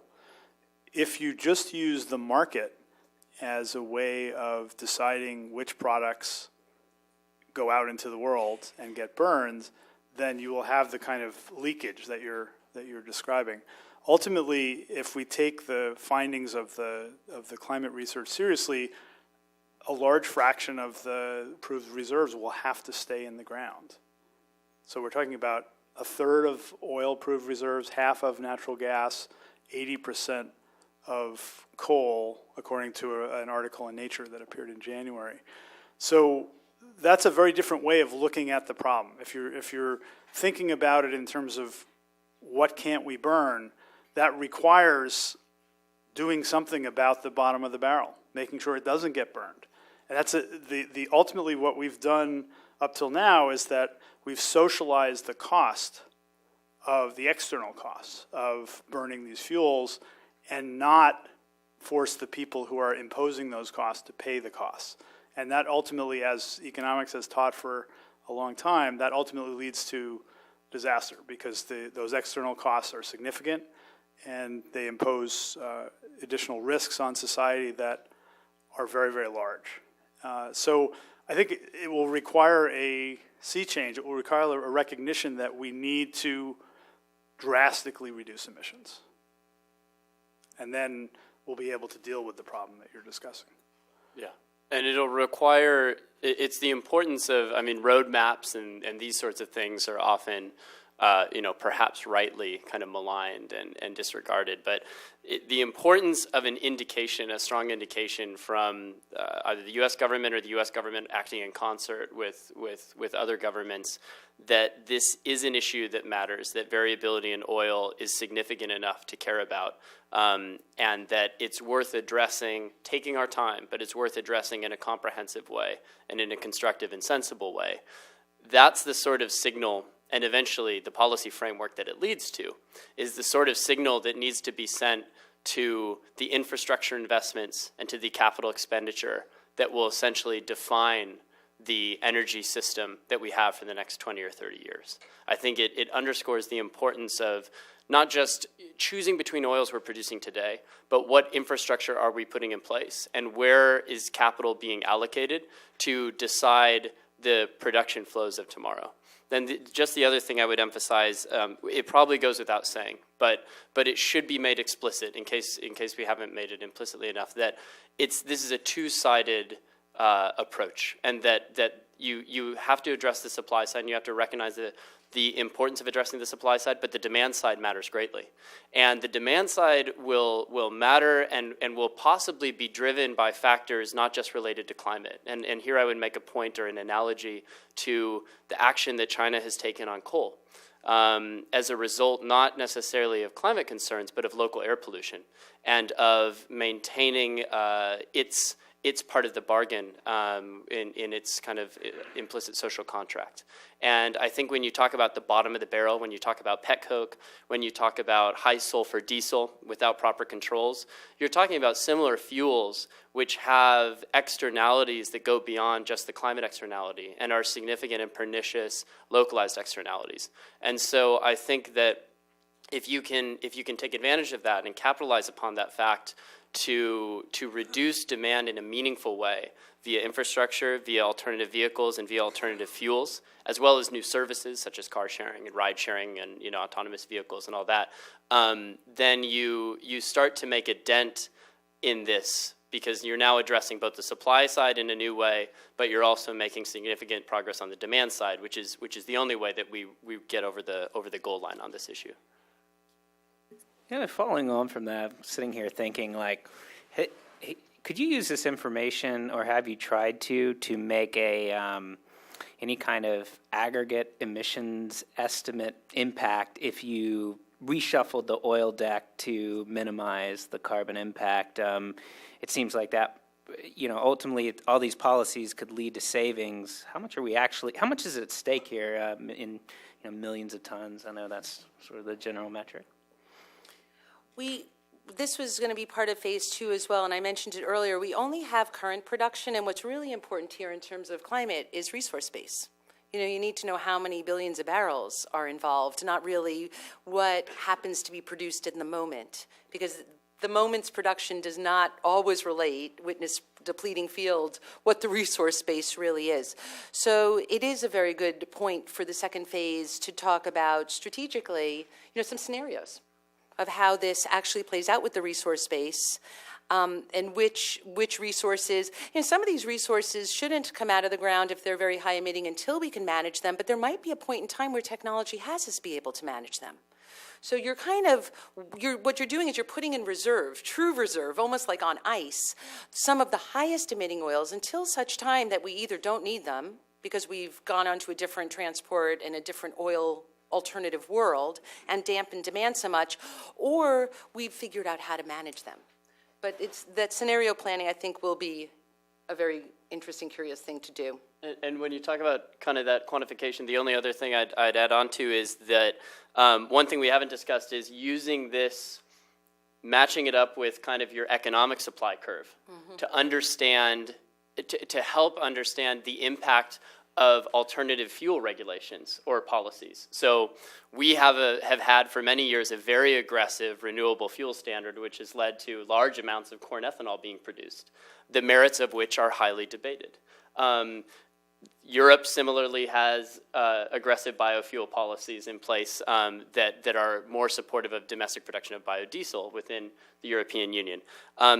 Oftentimes when we're looking at the displacement of oil that takes place as a result of these policies, whether they be biofuels or electric vehicles, we're looking at basically the average barrel of oil. What's the impact by displacing the average barrel of oil? But of course, the more realistic and actually the more pragmatic way to look at it is that we're displacing that next marginal barrel of oil. And so we need to marry this to a much more nuanced understanding of the oil market, especially in a low oil price environment, how it's changing, how shale is becoming an additional kind of marginal swing supply in addition to kind of Saudi Arabia's longstanding role. And then to be able to analyze in a more realistic way how alternative policies, alternative fuel policies are displacing various different marginal barrels of oil. Got another question here in the middle. Thanks. Hi, Keith Benesch from the Columbia University Center on Global Energy Policy. And just one question about phase 2 or maybe phase 3 or otherwise. If part of your intent, you're talking about matching up the emissions intensities with resource base and not just current production. I wonder if the models and tools developed would also have the ability to make estimates of potential changes in emissions over time, right? So, for example, looking at with the example of some of the watery crudes, especially, like of what amount of your conventional production or current production over time moves into that category of a higher intensity crude. And then on the other side for, say, you're trying to figure out the sort of tight oils now altogether, but the potential for technology improvements in the efficiency improvements in the extraction, if those are issues that you intend to tackle or could tackle. Thank you. Adam. Yeah, I can actually address that. Am I on?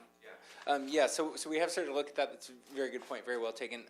We've got a paper on 50 years of history of California oil, and you find a very significant increase in the greenhouse gas emissions as conventional light crudes are depleted in California around 1960 to 1970, and the thermal recovery takes off. We also have a 40-year retrospective of oil sands development going back to the origin of the industry, and actually there you see an improvement as technology improves. So it's sort of two different stories. There's a depletion story, and then there's the technology improvement story, and those two papers illustrate both of those. But it's very well taken. The last barrel that comes out of a field is very hard won, and so it tends to be quite greenhouse gas intensive. Some of the fields in California are water-oil ratio of 100 barrels. You're producing very slightly oily water, skimming the oil off top, treating the water, re-injecting it, very energy intensive. And if I'm thinking about as a policymaker, I'm thinking about a policy for the next 10 or 15 or 20 years, some sense of.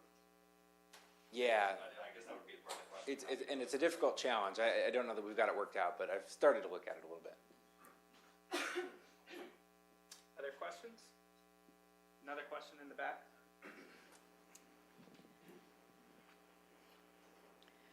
Therese Langer, American Council for an Energy Efficient Economy. I wonder if you could just give us a sense, looking a little further downstream, what are the opportunities for the buyer now to take advantage of this kind of information? Not an individual buyer, presumably, but let's say a large fleet. At this stage, can they do anything with this information in terms of expressing their preference for a lower emitting fuel? Yeah, I mean, it's a good question. When you said that, the first thing that came to mind was the U.S. government. You know, but you also have commercial entities as well. I've also thought of the traders, you know, for this information in the whole trading world, because again, oil is traded on a very simple, more price-based, spot price-based account, and not necessarily on these social impacts, these externalities that are in the market. But I think that the first natural place to go is for the consumer to, you know, consumers can't do very much about this, obviously, but they can understand that the gasoline they pump is brought by so many different things. We call it oil, but it's changing. So it's kind of a bubbling up. But then when you think about who really can do something with this, it is some of these big decision makers, you know, these top-down decision makers that can do something about it. I don't know if this totally relates, but I was thinking about it with another question, and it somewhat segues. So the industry, and some governments for that matter, put shadow prices on their oils. So they have carbon internally priced for internal purposes in terms of forecasting future policy implications. And so it's not the buyer, but almost the seller thinking differently about before the era of carbon tax ever does or doesn't come about, but having a smarter way to understand carbon tax, again, isn't about this commodity in the aggregate, but what is your oils that you're invested in, and how does that shadow price change your investment scheme or the way you price what you're doing. So I think it's on the big buyer side and some of these, you know, bigger supplier sides that we can first see voluntary movement. Because then after that, we're talking about policy, and we know policy takes a lot longer to both get enacted and then to get implemented wisely. All right, recognizing that we want to stay on time, maybe I'll give you one last question each, and we'll give you another elevator pitch question. Let's say you happen to be in an elevator with your favorite billionaire, and you can decide who that is, and you want to say, how do you use this to invest? I mean, maybe the answer is, you know, electric vehicles. I don't know. You can share your opinion, I suppose, but is this information at the point where you could say, and I'm not asking you to name company names, but are specific companies doing this right? Are they are there favorable ways you can actually sort of park money and use this information to make a sound investment that takes these kind of risk into account today? Or do we need more information before we're ready to do that? Go down the line.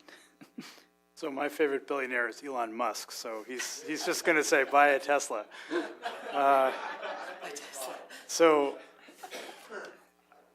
it's unclear to me which actor in the market could best take advantage of this. You're playing on how fast the public perception and the markets are going to shift about this. And so when that happens is an open question. I think ultimately it must happen if we're to preserve a livable climate, but when it happens is a big uncertainty. So I would be hesitant to recommend any specific action, certainly in the near term.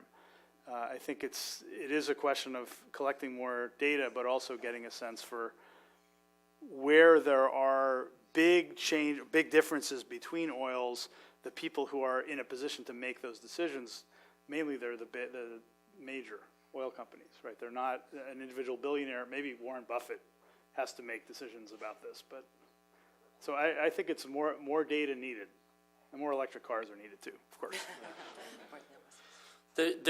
I mean, it's intuitive to think that you can take this and you can look at a company's portfolio and immediately apply that and sort of say, you know, X integrated oil major is more carbon intensive than Y.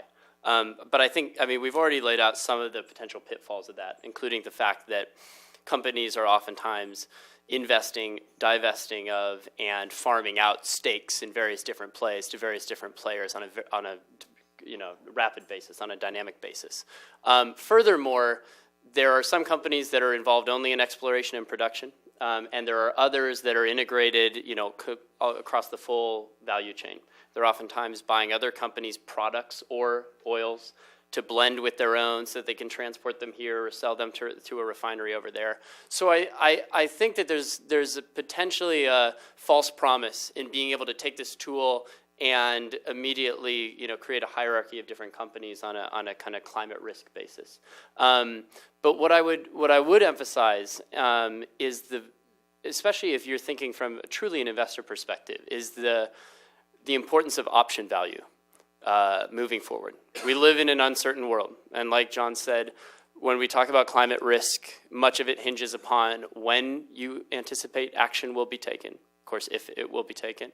Also, the nature in which it will be taken. Like I said before, will it come via market-based mechanisms and prices, or will it come via relatively draconian regulation, top-down approaches that simply say this area is off limits?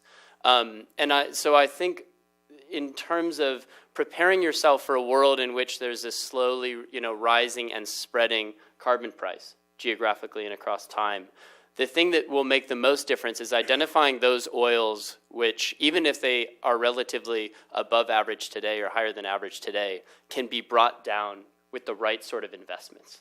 Those investments, don't expect them to be made until that climate risk is material, until there's a price that you can put on it, and until you can see actual business value and make the case to investors that investing in lowering the emissions from extraction, refining, and delivery and combustion, to the end-use consumer, that those are justified. But identifying those oils in which will be difficult to lower the emissions on, no matter what, and those oils whose emissions can quickly be reduced in an area where this externality is priced, or in a world where this externality is priced, that's the key thing.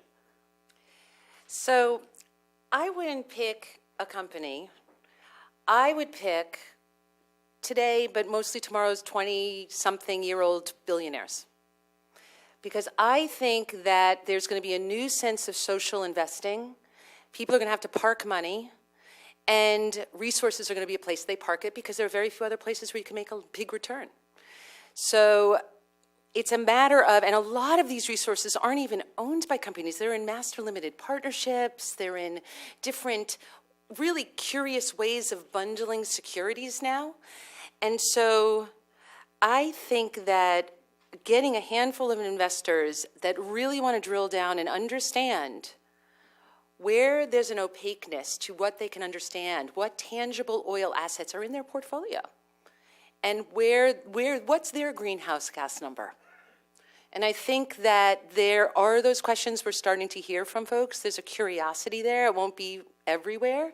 It might be certain types of investors first, but I think that would be a very top-down way of starting to make this real, where those billions are being parked, and can questions be asked by those investors so that there's much more transparency? Because when your big investor asks questions, you usually provide information. What resources are in your portfolio? What oil fields are you invested in? Great. Well, I think it's time for lunch, right? Yes.